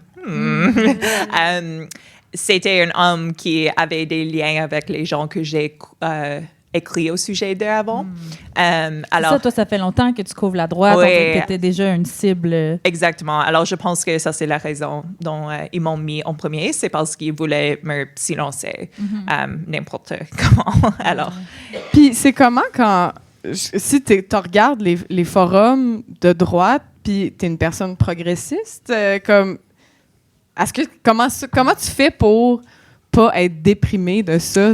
Comment tu fais pour pas les voir presque partout? On dirait que moi, si je voyais ça, j'aurais l'impression que je serais comme lui, es-tu de droite? Lui, es-tu de droite? Bon, pas ici, là, mais tu sais, je me poserais cette question-là souvent. Là. Ben, ça a changé la manière dont je vois les gens parce que je pense que aussi comme femme blanche, comme je ne vis pas le racisme chaque jour, je ne vis pas tellement de types d'oppression. Alors, je pense que peut-être à cause de ça, il y avait une partie dedans moi qui c'était comme, oh, it's bad, mais c'est pas, like, on a fait du progrès, les groupes haineux ne sont pas tellement populaires aujourd'hui. Et j'ai réalisé quand j'ai regardé ça, like, oh, non, ça c'était mon privilège comme femme blanche d'être capable de même comme penser ça d'une manière comme underneath, tu sais. Alors, ouais, ça, je pense que c'est bon que j'ai réalisé ça parce que ça m'aide d'être un meilleur avocat pour les autres personnes et un ally. On t'accepte. Ouais, merci. Oui, j'ai toujours comme, quand je dis le mot ally, it's like, oh, tu ne peux pas le dire toi-même. C'est comme, it's embarrassing. Like, il faut que quelqu'un d'autre te donne ça. C'est comme un gars qui se dit féministe. Exact, ouais. It's like, oh. Non, je te donne le saut de ally. Tu as vu comme j'ai hésité. Oui. Je regardais un mot. Ouais. Mais oui, ça a vraiment changé. Mais aussi, je vois des autres personnes qui luttent contre ça et alors j'essaie de focuser sur ça, qu'il y a toujours, je ne sais pas c'est quoi les pourcentages entre les deux groupes. Ce qui arrive dans les États-Unis me fait penser encore de combien de personnes il y a qui vraiment ont beaucoup d'haine dans leur cœur. Ça me fait un peu déprimer, mais il faut juste focuser sur les personnes qui lutte contre ça, parce que même si c'est un groupe qui est peut-être un peu plus petit qu'on pensait avant, c'est un groupe dédié qui est fort et intelligent et badass. Alors, ouais, je focus sur ça. Ouais. Il y avait... Je sais pas si tu étends souvent Pierre Falardeau au podcast, je m'en permets une petite, mais il disait que quand lui, le monde disait « Vous n'êtes pas fatigué de militer puis de dire ces affaires-là », puis il disait « Le monde qui gagne, c'est le monde qui arrête jamais. » Puis je trouvais ça bon parce que et pour les militants, faut pas arrêter, mais c'est aussi le danger des gens de droite parce que eux, ils arrêtent jamais. Comme quand les femmes ont eu le droit d'avorter au Canada, ben ils n'ont pas fait « Ah, merde, on va ranger nos boîtes puis on va arrêter de se battre contre l'avortement. » Ils ont fait « Non, on continue, tu sais. » Puis il y a comme cette espèce de truc-là de... Même s'ils sont pas beaucoup, ils n'arrêtent jamais. Fait qu'on n'a pas le choix de toujours continuer aussi à les combattre. C'est la chose qu'on a disait avant, les personnes qui n'ont pas de job parce qu'ils sont riches et les Nepo Babies et les milliardaires leur donnent l'argent. Like, c'est plus facile d'être... Ouais, tout est lié. Ouais. Parlant d'épuisement et de jamais arrêter, Samia, je te regarde parce que t'es ma go-to là, pour savoir quand est-ce qu'il y a une manif, pourquoi, quand, où, tout ça. Comment tu fais pour ne pas être brûlée? Première question. Non. Mais en tout cas, on t'a découvert peut-être plus dans les derniers mois pour l'organisation de Wild Pride, qui a eu un super impact, je pense, dans la communauté queer à Montréal. Là, est-ce que tu peux take us through comment ça s'est passé? Parce que en 2024, toi, tu étais à la marche de fierté, tu t'impliquais avec fierté. T'as même une photo main dans la main avec Manon, avec genre un couffier, drapeau palestinien, puis tout ça. Qu'est-ce qui a amené au boycott cette année de fierté et à la création de Wild Pride? Parfait. Ben déjà, je suis très fatiguée. Puis je pense que c'est important de rappeler qu'il faut justement... pour moi, c'est radical le repos. Puis c'est nécessaire pour pouvoir continuer parce que s'épuiser, ça va faire en sorte que tu pourras plus continuer, puis c'est pas mieux. Donc, je suis vraiment pas... Je prône pas le burn-out. Au contraire, je pense que c'est très important de se faire déchaler, de se reposer. JOMO is amazing. Joy of Missing Out, c'est incroyable. JOMO! Joy of Missing Out, absolument. Donc, je vais essayer de le résumer le plus on n'est pas pressé. Parfait, excellent. Mais essentiellement, donc, moi, c'est ça, je suis présidente du CA de Halem Montréal, qui est un organisme par et pour les communautés arabo-queer. Je veux pas dire arabophones, parce qu'il y a beaucoup d'utilisateuristes qui sont pas arabophones, qui sont nés ici, qui parlent pas nécessairement arabe ou quoi que ce soit. Donc, on va dire arabo-queer. Et c'est ça, moi, quand j'ai rejoint Halem, Fierté Montréal, c'était nos amis, c'était nos alliés. J'envoyais des emails aux employés, puis ils me disaient « Salut ma préf » avec un cœur. Ça allait bien. Puis là, bon, il y a eu le 7 octobre, dont on vient de célébrer les 2 ans, malheureusement. Puis, pour nous, tout de suite, quand il y a eu la première manif à Montréal, on s'est organisé avec Mubadarat, qui est un autre organisme arabo-queer qui, malheureusement, a décidé de mettre fin à l'initiative parce qu'ils avaient comme plus l'énergie, justement. Mais on avait commencé Queers for Palestine. Et on avait donc des contingents qui marchaient dans toutes les manifs pour dire qu'on est queer et on est pour la Palestine. Et même si Israël veut instrumentaliser nos corps pour dire que là, si vous alliez à Gaza, vous feriez bombarder. Nous, c'est pas de un, c'est pas vrai. De deux, en ce moment, les gens se font bombarder pas parce qu'ils sont queer, mais juste parce qu'ils sont arabes, tu sais. Ouais. Donc, on faisait des contingents queer. Et on a été invité par Fierté Montréal, justement, je pense en mai, pour un 5 à 7. Puis ma collègue est allée. Puis, elle a ouvert la discussion avec Fierté Montréal pour leur dire « Hey, qu'est-ce que vous avez l'intention de faire par rapport à ce qui se passe, le pinkwashing d'Israël? » Parce qu'Israël, toutes les années, ils font voyager des influenceuses, puis des actrices, puis plein de célébrités pour aller à la Pride de Tel Aviv parce que c'est le seul pays au Moyen-Orient où est-ce que tu peux être gay. C'est littéralement ce qu'ils disent. Et ça part d'une campagne qui s'appelle Brand Israel, qui a été mise en place. C'est littéralement une campagne de marketing qui a été mise en place pour pinkwasher Israël, pour qu'on se ferme les yeux sur ce qui se passe, toutes les atrocités, l'occupation, l'apartheid, pour qu'on focus juste sur la Pride, puis les drag queens, puis la musique, etc. Donc, nous, on a parlé à Fierté, puis on était comme, pour nous, c'est pas possible. Si vous dites que vous représentez toutes les queers, vous représentez aussi moi, qui suis marocaine, aussi mes amis, mes adelphes en Palestine. Et ils nous ont dit qu'ils étaient ouverts à ce qu'on ait un échange là-dessus pour voir what's up, parce que au-delà de Fierté Montréal, en fait, c'est les investissements. Le plus grand partenaire, on va dire, de Fierté Montréal, c'est TD, c'est la banque TD. Puis la banque TD, c'est basically Israël. Dans le sens où tous les investissements de la banque TD sont en Israël. Beaucoup aussi de leurs commanditaires, Bob Lee, c'est Coca, c'est Pepsi. T'as comme plein d'affaires qui sont problématiques. Donc nous, Bob Lee. Bob Lee, non, parce que je sais pas si vous êtes déjà allé à des parades de fierté, mais pendant le festival, t'as toujours des gens avec des sacs de Bob Lee qui distribuent des canettes. Et on leur a fait une liste de tous leurs commanditaires qui avaient des affiliations sionistes. On les a rencontrés, on a fait notre travail. Puis je rappelle, Halem, c'est pas mon travail. Tout ça, c'est du travail gratuit qu'on a fait. Halem, on est genre 2 membres et demi, là, comme on est 2 personnes et demie à faire fonctionner l'organisme. Et on avait des échanges avec eux. Ils nous avaient dit qu'ils nous écoutaient. Puis en fait, au final, là, je vais comme toutes les négociations qu'on a eues, toutes les discussions qu'on a eues, au final, c'était de parler de la présence de groupes sionistes à la manif, c'est pas une manif, au défilé.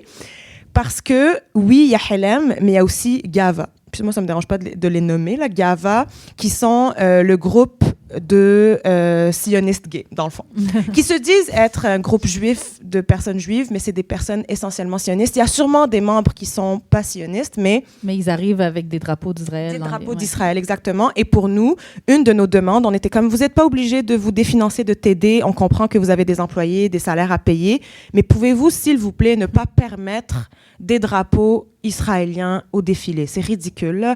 Il y a des dizaines de milliers de personnes qui sont mortes, qui ont été tuées, qui ont été assassinées par Israël. Et on était en discussion, puis ils nous disaient qu'ils comprenaient et tout. Et je vous skip tout ça. J'explique tout ça dans un livre qui va paraître en avril, donc vous l'achèterez. Un collectif. On a un chapitre qui va sortir, vous verrez, mais essentiellement, le jour J, on arrive au défilé. Et moi, je suis en contact là, avec les employés de Fierté. J'arrive sur place. Après la police à cheval, la première chose que je vois, c'est un énorme drapeau israélien. Et donc, c'est ça. Nous, l'année dernière, on avait décidé de marcher quand même, mais de faire quelque chose de symbolique. Donc, on s'était tout habillés en blanc et il y a toujours 1 minute de silence pour les victimes du VIH pendant la parade. Nous, pendant la minute de silence, on avait préparé des bruits de drones et de bébés qui pleurent. Puis, on a fait un die-in. Donc, on s'est mis de la peinture rouge dessus, puis on est tous tombés à terre en solidarité à nos Adelphes en Palestine. Et c'était super touchant. Puis c'est ça, après ça, Manon nous a vus remplis de sang, on est en train de pleurer. Puis Manon est venue marcher avec moi, main dans la main avec le kéfier. Mais après ça, on s'est sentis trahis. On s'est sentis, tu sais, ils nous ont littéralement menti. Donc moi, tu sais, après ça, j'étais comme... On a eu des échanges avec eux, on a essayé de leur retendre la main, ça n'a pas marché. Et je pensais que cette année, il n'allait rien se passer. Puis là, il y a eu les dénonciations parce que, oui, la Palestine, Israël, mais... il y a beaucoup plus de problèmes avec nous on l'appelle la fierté corporative, mais Fierté Montréal. C'est que là, il y a d'autres dénonciations qui ont été faites, notamment bris de contrat. Il y a eu de la misogynoire qui a été dénoncée par des groupes qui travaillent avec Fierté Montréal, notamment des groupes artistiques de personnes noires, de personnes racisées, surtout lesbiennes, qui ont fait un post commun. Donc, Discogno, Sweet Like Honey, Elle-Lui, qui est devenue Messi, et Blush ont fait un post commun pour dénoncer Fierté Montréal. Puis ça a créé un momentum parce que là, Fierté Montréal a réagi parce que nous, ils n'ont pas réagi quand on a parlé parce qu'on est juste des Arabes. Mais là, tu as les lesbiennes qui représentent quand même une grande partie de la communauté queer qui ont appelé justement à ces dénonciations-là. Puis là, ils étaient comme, ben non, on peut pas être juste un défilé de gays blancs, là, ça se peut pas, tu sais.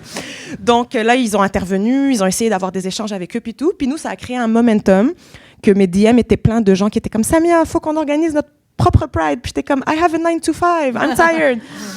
Et finalement, de fil en aiguille, on a parlé de créer un festival, puis somehow it worked. Puis il y a eu 10 000 personnes qui ont décidé de marcher avec nous. Ça me donne des frissons. Incroyable, incroyable. Moi, j'étais curieuse de savoir, là, pour les gens qui ne savent pas là, par rapport à la fierté, là, tu sais, par exemple, la fraternité des policiers ne peut pas marcher avec la parade à cause de la répression policière. Je n'ai pas besoin de vous l'expliquer. En tout cas, la répression policière qu'il y a eu au Québec dans le temps, tu sais. Puis, est-ce qu'il y a d'autres... Tu sais, dans le fond, vous demandiez un peu le même genre d'affaires. Comme, il y a déjà des groupes qui sont exclus. On veut juste le redemander. En fait, on voulait juste qu'ils reconnaissent qu'il y avait un génocide en Palestine, ce que Radio-Canada n'est pas capable de faire non plus. Mais tu sais, pour nous, c'était plus une question de vous dire que tout le monde est bienvenu, mais c'est pas vrai. Puis là, évidemment, avant que tout le monde puisse even penser à crier à l'antisémitisme, la première chose que j'ai faite en tant que présidente de Helem l'année dernière, quand on a commencé notre contingent, c'est que j'ai contacté Voix juive indépendante. Et donc, et c'est très important pour moi de le mentionner, notre contingent, quand on a fait le die-in, on était Helem, Mubadarat et Voix juive indépendante. Parce qu'on voulait justement montrer que c'est pas une question de judaïsme, c'est pas une question de religion. Tu peux être sioniste puis être ce que tu veux, là. Et donc, ça a jamais été mentionné nulle part. Aucun média, encore une fois, merci Pivot. Aucun média ne l'a mentionné et le seul coverage qui a été fait de ça et que je fais l'entrevue avec mon collègue Zev, qui fait partie de Voix juive indépendante, c'est Pivot qui l'a fait. Ouais. Ouais, t'étais où, Rachel? Oh non! Non, mais je trouve ça intéressant de faire un parallèle avec, tu sais, puis Coralie et moi, on fait un peu la même chose quand ça nous plaît pas, qu'est-ce qu'il y a autour d'une table. On amène non seulement notre chaise autour de la table, mais même quand on n'aime pas ça, on crée notre propre table. Tu as créé ton propre festival, tu as créé ton propre réseau. Tu sais, dans le sens, tu publies des reportages sur tes réseaux sociaux. Là. C'est comme quand même fou, puis que tu te fais embaucher pour ça. Bon, tu dois pas faire le même argent que genre les top-notch à la presse, là, malheureusement. Mais est-ce que c'est un peu ça, toi aussi, qui t'a motivé à devenir journaliste indépendante, de faire comme, hey, moi, je peux pas endosser ce que certains médias disent, je veux faire ma propre affaire. Oui, absolument. Quand avant que j'avais, j'oublie le mot français pour ça, laid off. Congédié de Global News. Alors, beaucoup de personnes aiment dire que j'étais fired. Mais c'était laid off. Attends, c'est quoi la différence en français? C'est mis à pied. Mise à pied. Oui. Hey, moi, je savais pas qu'il y avait une différence. Oui, c'est juste job. C'est juste que... Remercier. Il dit, les mises à pied, c'est quand ils perdent beaucoup d'emplois. They get rid of a lot of employees pour l'argent, au lieu d'avoir de la cause et leur... au lieu que ça soit toi, spécifiquement. Oui, exactement. Mais j'étais comme un petit... l'histoire que j'ai dit avant, comme j'étais jamais juste une personne qui aimait prendre des commandes ou accepter la première. Comme si ils me disaient, par exemple, qu'une histoire que je leur ai dit que je voulais couvrir au sujet de l'extrême droite n'était pas news. Je leur réponds comme, ben pourquoi? Au lieu d'être comme, OK, je vais juste écrire au sujet de la Royal Family ou quelque chose comme ça. You know? Très canadien comme ça. Ouais. Alors, et quand j'ai été mise à pied, j'ai comme eu un petit espion qui avait encore leur emploi et il me disait quand chaque personne était left slack. Alors, c'était les autres personnes qui ont perdu leur travail. Et c'était presque toutes les femmes. Ouais. Et je pense comme Demi était pas blanche aussi. Et je leur ai parlé et j'ai fait comme un group chat immédiatement. Et j'étais comme, est-ce que vous avez comme des... Et on a trouvé que toutes entre nous étaient les personnes qui juste n'acceptaient pas au premier point l'autorité et les personnes qui disaient nous ne prenons pas comme juste les ordres comme ça. Et ça me fait peur pour les médias parce que ça, c'était une organisation médiatique, une des plus gros dans notre pays. Et si les journalistes devraient être les personnes qui demandent des questions à l'autorité, qui n'acceptent pas juste comme fait accompli que quelqu'un est un chef ou est correct ou non. Alors, ça me faisait peur, mais ça, c'était juste un autre exemple d'un problème que j'ai battu beaucoup de fois dans mon carrière de journalisme, où je trouve que la perspective qu'ils pensent est une perspective neutre. C'est la perspective d'un homme blanche assez conservateur, assez riche, straight, like cis. Et alors, je trouve que c'est comme tout ce qui est pas ça devient comme biased. Biased. Oui. Devient. Alors, pour moi, je voulais vraiment je voulais faire... La raison que j'ai commencé mon carrière dans le journalisme, c'est que j'avais fait des études dans les droits humains et je voulais aider les personnes. Et je pensais, leur informer, c'est une façon efficace d'accomplir ça. Mais quand j'étais dans ces organisations médiatiques, j'avais une histoire au sujet de Shireen Abu Akleh, le journaliste palestinien-américain qui a été tué par le IDF dans le West Bank dans 2022. Oui, avant le 7 octobre. Avant le 7 octobre. Et j'ai essayé d'écrire cette histoire quand je vivais dans la Tunisie. J'avais... Ouais, on parlait au sujet de ça avant. Et j'avais des collègues en Tunisie qui savaient les journalistes qui travaillaient dans le West Bank. Et j'ai fait des entrevues avec 4 personnes qui savaient Shireen. 3 d'entre eux étaient les journalistes.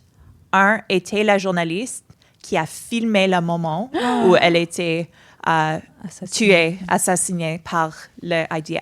Ouais. J'ai écrit cette histoire. Les personnes ont parlé avec moi juste des semaines. Quelques d'entre eux, comme 1 semaine après avoir perdu leur ami. Normalement, n'importe quel média voudrait avoir cette histoire-là. Il n'y avait pas une autre organisation médiatique qui a parlé l'homme qui a filmé ce moment. Et mon newsroom avait dit, il faut qu'on juste fait un peu plus d'edits, un peu plus. Et il y avait des jours, des semaines, des mois. Et j'étais comme, c'est quoi l'attente? Comme 2 editors ont dit, OK, c'est bon. Et puis le editor-in-chief, elle voudrait le regarder aussi. Et finalement, j'ai eu une réponse. Tu n'as pas parlé à assez de personnes. Et je trouve que c'est un peu dramatique. Et c'est un peu... ça lit comme tu étais dans le West Bank. Et tu n'étais pas... Ils ont les journalistes maintenant qui fait le journalisme de la Tel Aviv, qui fait le reportage au sujet de Gaza. Mais, mais c'est un problème. Ouais. C'est ça. Alors, juste des excuses. S'ils avaient la motivation, on pouvait régler ces problèmes. Mais ils n'avaient pas la motivation. Ils ont tué l'histoire par l'attente. Et ça me fâchait. Et il y avait tellement de moments comme ça que j'ai commencé à penser, je ne peux pas aider les personnes si je travaille pour ces organisations. Mais je dois utiliser le pouvoir que je gagne par être un employé de ces organisations pour avoir un nom que je peux utiliser après pour lancer mon propre carrière. Alors, j'ai commencé vraiment à penser, OK, c'est quoi va être la prochaine? Et après que j'ai lancé mon propre organisation médiatique, mais c'est juste moi. Avec un employé. Juste Nous aussi, on dit ça. Nous aussi, on dit mais ça. j'ai publié cette histoire. Oh, yeah! Bravo! Wow! Ouais. Oh my God! Puis, je me demandais justement, quand tu as fait le saut journalisme indépendant, est-ce qu'il y a des ressources auxquelles tu n'as plus accès maintenant Ouais. qui te... De l'argent, Coralie. Oui. De l'argent. En général. J'avais oublié ça. Non, Je mais... vais dire, je suis assez chanceuse, comme j'ai assez d'abonnés que je peux payer mon loyer. Alors, C'est ça, parce que tu as un Patreon, tu as un Substack. Oui, alors je suis vraiment j'ai du privilège d'avoir obtenu cette...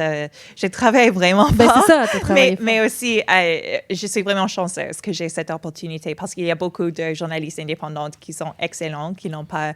c'est difficile d'avoir assez d'argent quand tu fais ça. Mais il y a des autres choses aussi, comme les politiciens. J'étais dans leur tribune parlementaire, sur la colline parlementaire pour 7 ans. Alors, j'étais comme un officiel journaliste de la politique. Et maintenant, ils peuvent, les politiciens, quand je leur lance un email, ils peuvent juste pas répondre.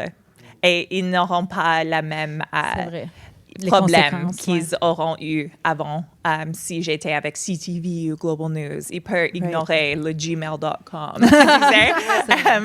Ouais, alors il y a des choses comme ça. Wow, Ouais. c'est vraiment intéressant. À Farouche, on aime ça poser à nos invités la fameuse question si vous avez des bonnes anecdotes de mansplaining à nous partager ou de whitesplaining ou de hétérosplaining.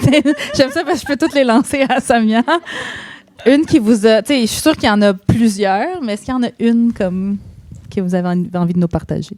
Oh my God. J'ai l'impression que je t'en ai tellement raconté, Emna, parce que C'est plus Emna, on est amis moi, dans je la connais vie. pas. C'est vrai, c'est vrai. Non, mais j'essaie d'en spotter une bonne. Mais tu sais, en tant qu'avocate, ça arrive vraiment souvent, le mansplaining, surtout quand je travaillais dans des cabinets d'avocats.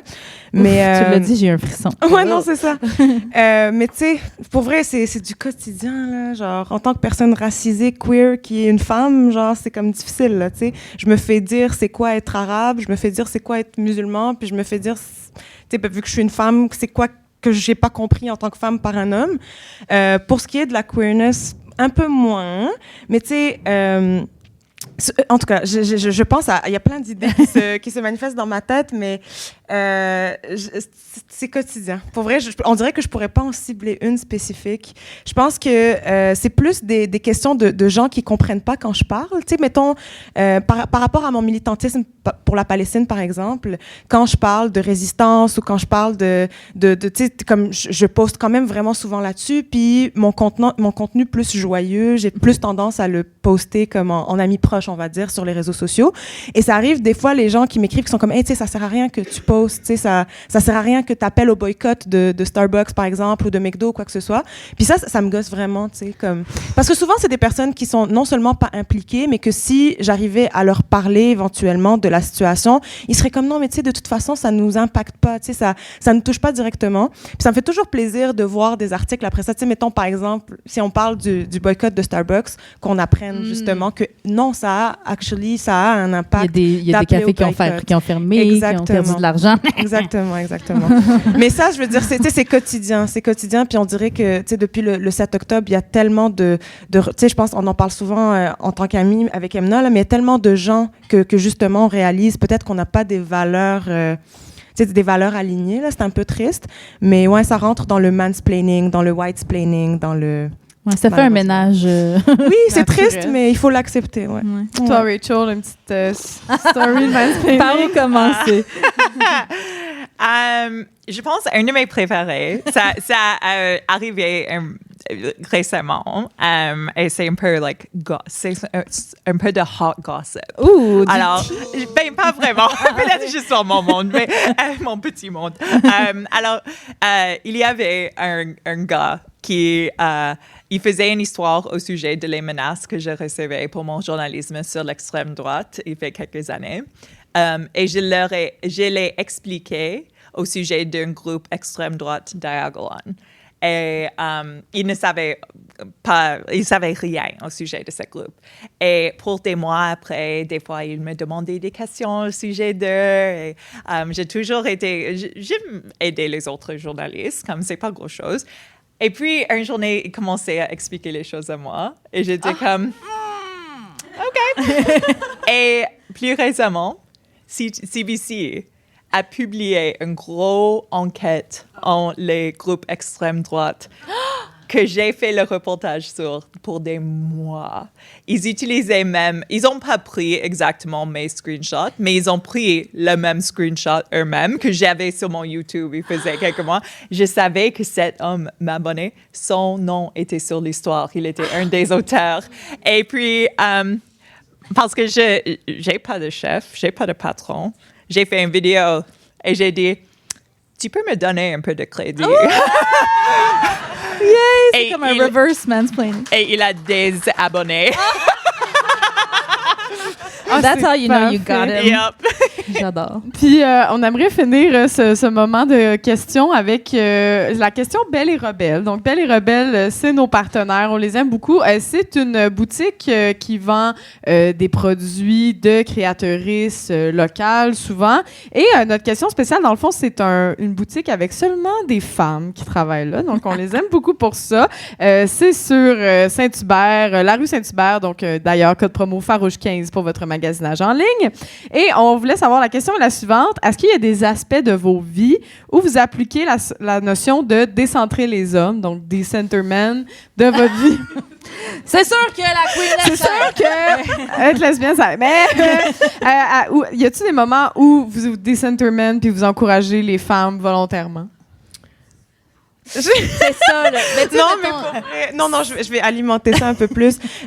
En général, je pense pour vrai, ma propre existence, mes amitiés, ma famille en général, je pense que c'est tellement important, là. Tu sais, comme même, parlons de sororité en général, tu sais, j'ai plus tendance à aller vers les femmes. Je fais vraiment plus confiance aux femmes qu'aux hommes, malheureusement. Mais il y a beaucoup d'hommes que j'aime aussi. Mais c'est sûr que c'est ça, I'm gay.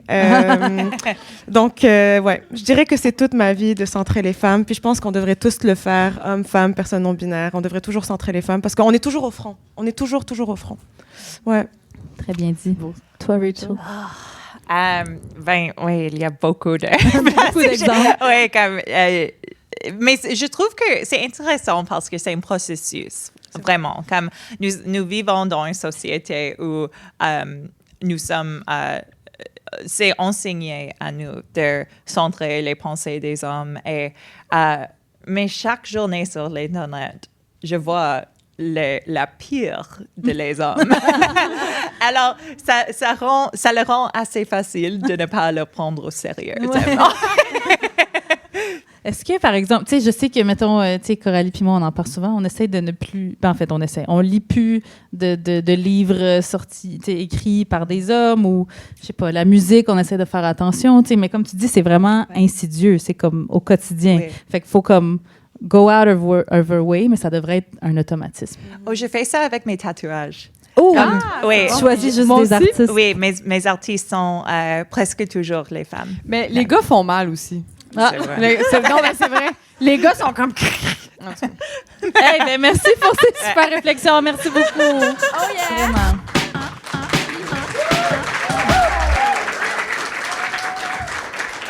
Et on termine avec ton édito, Emna. Oui, hey everyone, this is Bisan from Gaza. I am still alive.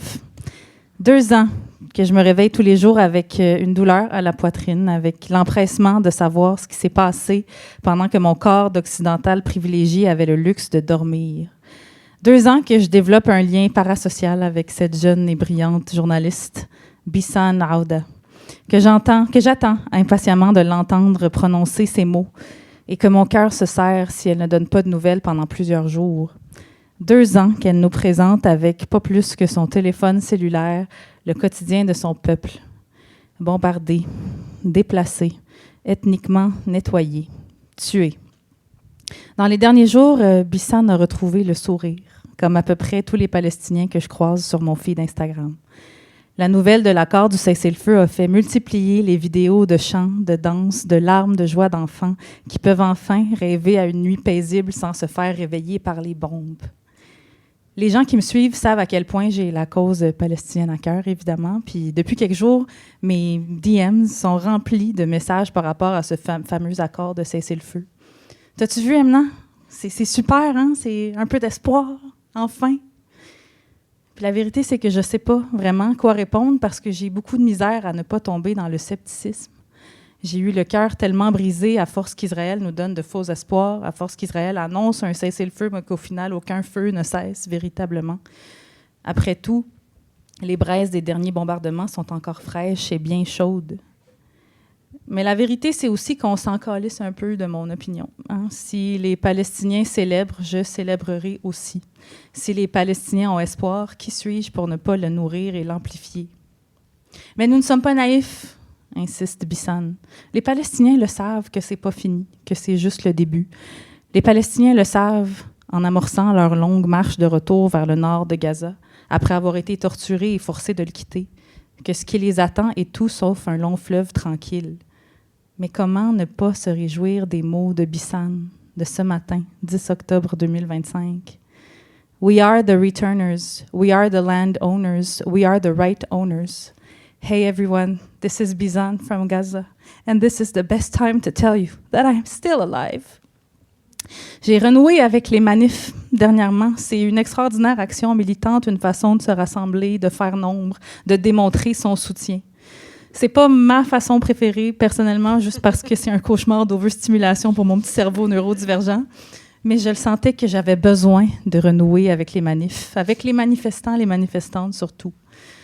Il n'y a pas grand-chose de plus beau, je trouve, que de croiser le regard d'une inconnue qui est sortie de chez elle comme toi, beau temps, mauvais temps comme toi, qui s'époumonne comme toi, qui fait des side-eye à la police comme toi, qui joint sa voix à un mouvement beaucoup plus grand qu'elle et toi pour insuffler un peu d'humanité aux tragédies qui se déroulent sous nos yeux.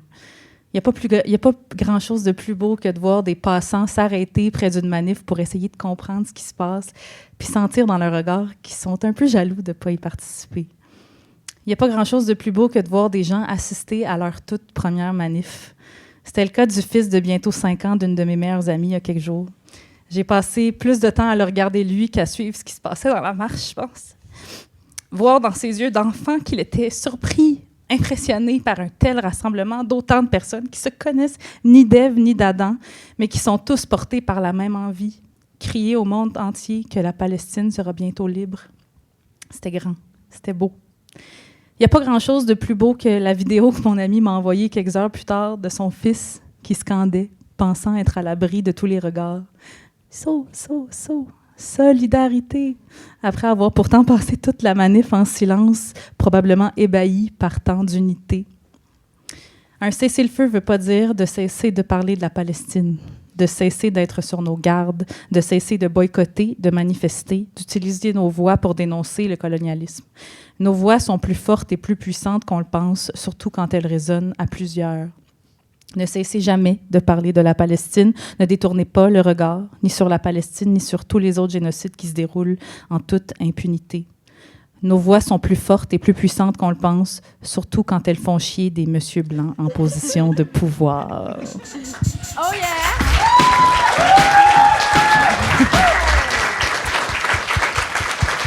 Merci, Emna. Faut pas que je regarde tes parents, sont en train de brailler, je vais brailler. Merci, Emna. C'est ce qui conclut ce merveilleux épisode de Farouche. Avez-vous eu du fun? Oui. Merci à nos invités, Samia Amrani et Rachel Gilmore. On peut les applaudir encore une fois. Alors, Samia, on peut suivre Helem Montréal sur les réseaux sociaux. Qu'est-ce qu'on peut suivre aussi pour toutes les... Dès que Samia colle une manif, il faut juste y aller. OK, c'est ça qu'il faut faire. Oui, vous pouvez suivre Helem, vous pouvez suivre Wild Pride, mais je voulais profiter du fait que tu parlais de tous les génocides pour parler de la pas la cagnotte, là, mais la friperie de téléphone qu'on organise ensemble. Oui. Ça n'a pas été facile parce dans le fond, on veut organiser une cagnotte de téléphone parce que le iPhone 17 vient de sortir, puis tout le monde veut un nouveau téléphone, mais nous, on veut pas que vous achetiez de nouveaux téléphones. Donc, si vous avez un téléphone qui traîne chez vous puis que vous voulez vous en débarrasser, s'il vous plaît, allez le déposer à Le Guélion pour que notre friperie de téléphone ait lieu, parce qu'il faut parler du Congo, il faut parler du Soudan, il faut toujours parler de la Palestine, mais il faut parler des autres génocides. C'est trash à dire comme ça, mais c'est vrai. Donc, c'est ce que je voulais slide in, vraiment, juste si vous avez un téléphone à donner, Le Guélion. Merci beaucoup, Samia. Toi, Rachel, où est-ce qu'on peut te suivre? Je suis partout. Juste regarde Rachel Gilmore. Il y a trop de place. Oui, tu as un Patreon, tu as un podcast qui s'appelle Bubble Pop with Rachel Gilmore. Et aussi, c'est Patreon, Substack, YouTube, TikTok, Instagram, partout. Génial. On les applaudit encore une fois, s'il vous plaît. Merci. Quelques remerciements maintenant avant de vous laisser partir. On aimerait ça dire merci à Gabrielle, notre nouvelle productrice de Pivot, de Farouche, de l'Ombre, et toute la gang de Pivot pour la confiance. On vous invite à contribuer à Pivot, surtout que leurs abonnements sont déductibles d'impôts. Fait que faites ça. Sinon, abonnez-vous au moins à leurs réseaux sociaux, Pivot Communauté sur Instagram, Pivot Québec sur TikTok, YouTube et Blue Sky. Merci à Marie-Ève aussi et toute la gang de la Maison du développement durable pour le bel accueil. Merci. On vous rappelle que la Maison du développement durable a tout plein de locaux à louer pour vos événements et que les OBNL ont 33% de rabais du vendredi au lundi. Fait qu'allez voir leur programmation au lamdd.org. Plein de beaux événements à venir. Merci aussi à la gang du restaurant Zinzin de nous avoir abreuvés et nourris. Oui. Merci. Oui, on peut continuer d'applaudir. Merci à Véronique Bilodeau pour l'arrangement de notre jingle. Merci à vous, cher public, qui s'est déplacé. Applaudissez-vous encore et encore.